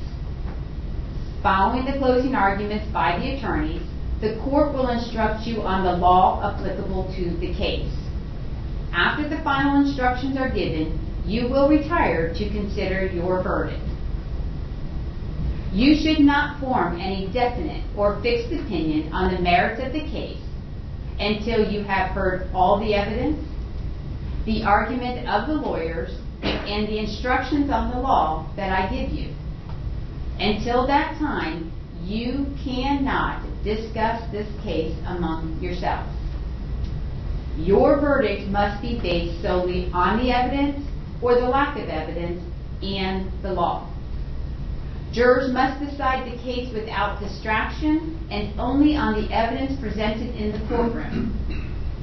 Jurors must not conduct any investigation on their own. Excuse me, please leave. Sir, you have to go. She doesn't want you to. You gotta go outside. Outside, you're distracting. Thank you. All right, back to where I was. Your verdict must be based solely on the evidence or the lack of evidence and the law. Jurors must decide the case without distraction and only on the evidence presented in the courtroom. Jurors must not conduct any investigation on their own. This includes reading newspapers, watching television or using a computer, cell phone, the internet, any electronic device, or any other means at all to get information related to this case or the people and places involved in this case. You may not visit places mentioned in the trial or use the internet to look at maps or pictures to see any place discussed during the trial. If you investigate, research, or make inquiries on your own, the trial judge has no way to make sure that the information you obtain is proper for the case. The parties likewise have no opportunity to dispute or challenge the accuracy of what you find. This is contrary to our judicial system, which assures every party the right to ask questions about and challenge the evidence being considered against it and to present argument with respect to that evidence. Any independent investigation by a juror unfairly and improperly prevents the parties from having that opportunity our judicial system promises. You are also not permitted to communicate about this case with anyone, including your spouse, family members, friends, neighbors, or even your fellow jurors. No communication includes no in-person, telephonic, or electronic communication, such as emailing, text messaging, posting information on social media, or website, or any other form of communication. During the trial, the court may take recesses and you will be permitted to separate and go about your personal affairs. It is important to remember that the prohibition on communicating about this case applies during these recesses, whether you are in the courthouse or elsewhere. If at any time you find yourself in a situation where others are discussing the case in your presence, leave that situation at once and immediately report the matter to the court deputy who will advise me. All cell phones, computers, tablets, or other types of electronic devices must be turned off while you are in the courtroom.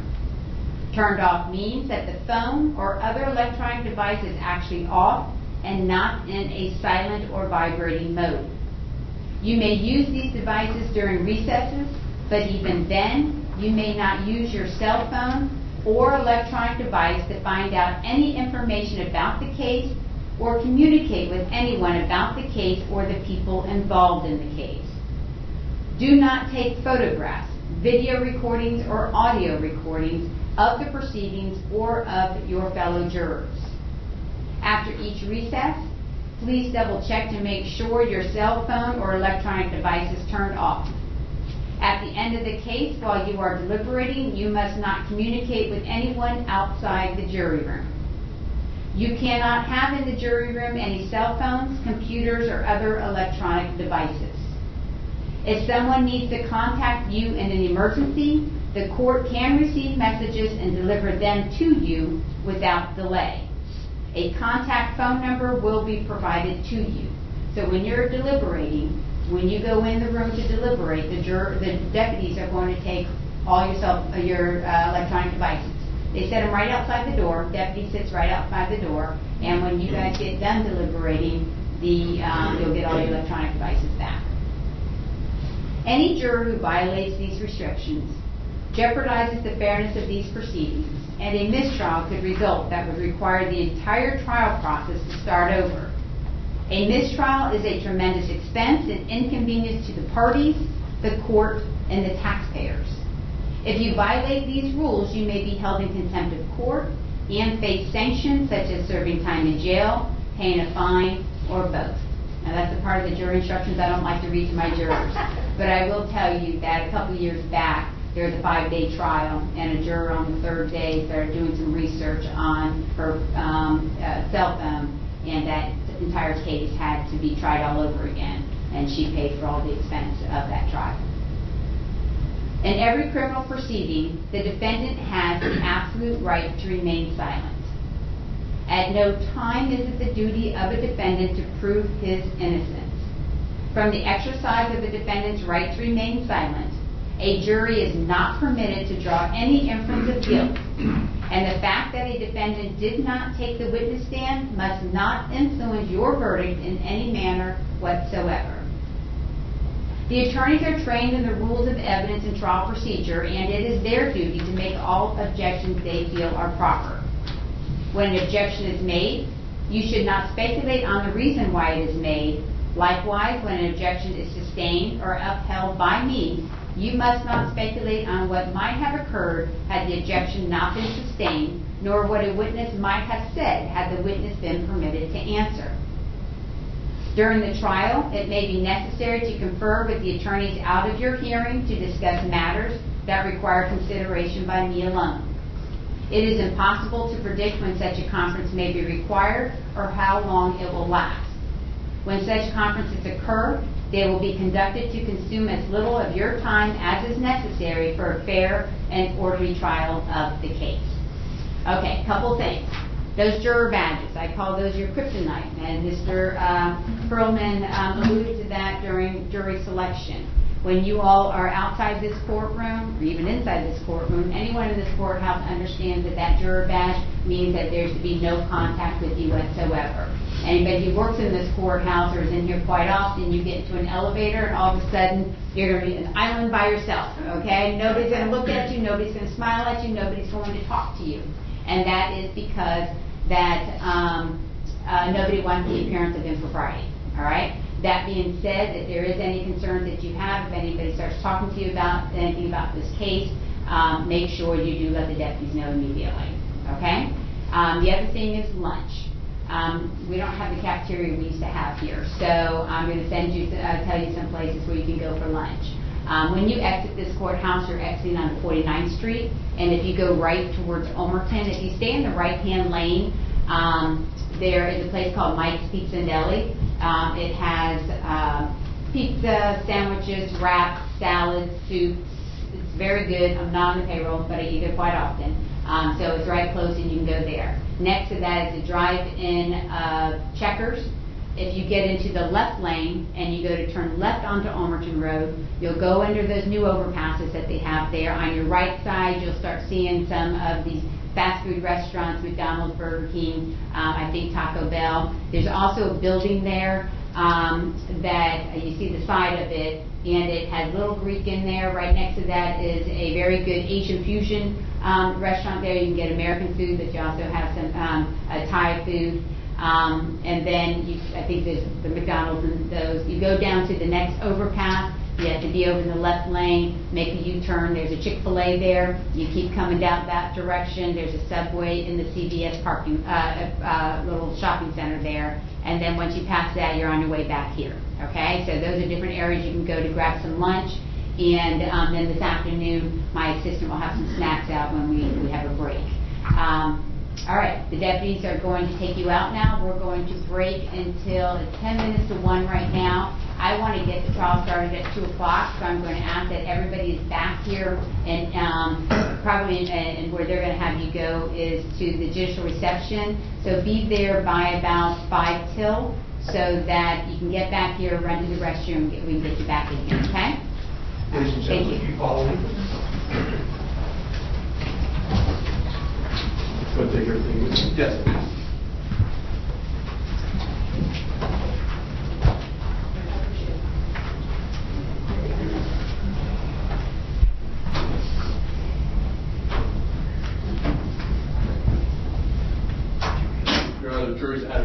Report. Okay. I do have a little bit of concerns about all these people coming in and getting riled up, and I'm going to look straightly at you, Mr. Aaron Smith-Levin, is that I don't want any of these people that are in this hall having any type of contact with these jurors, all right? And that's why I gave them the reminder instruction. If anybody starts talking to them, friend, I'm going to hold you accountable for that. You understand that? I do. All right, so if you don't have control of your whole big spectrum over here, then you're going to be the one who's held accountable for it. Because I'm assuming if they're all here, it's because you have begged them or asked them to be here based on whatever this thing that you have going on. But if there's somebody who's got glasses that is video, I will take the glasses. I have no idea who that is. So there will be no one coming in with any sunglasses. I will be, before the trial gets started, I will have the deputy make an announcement that anybody wants to come in and watch the trial, that they are to come in and be seated before we bring that jury in. What I do not want is exactly what just happened here.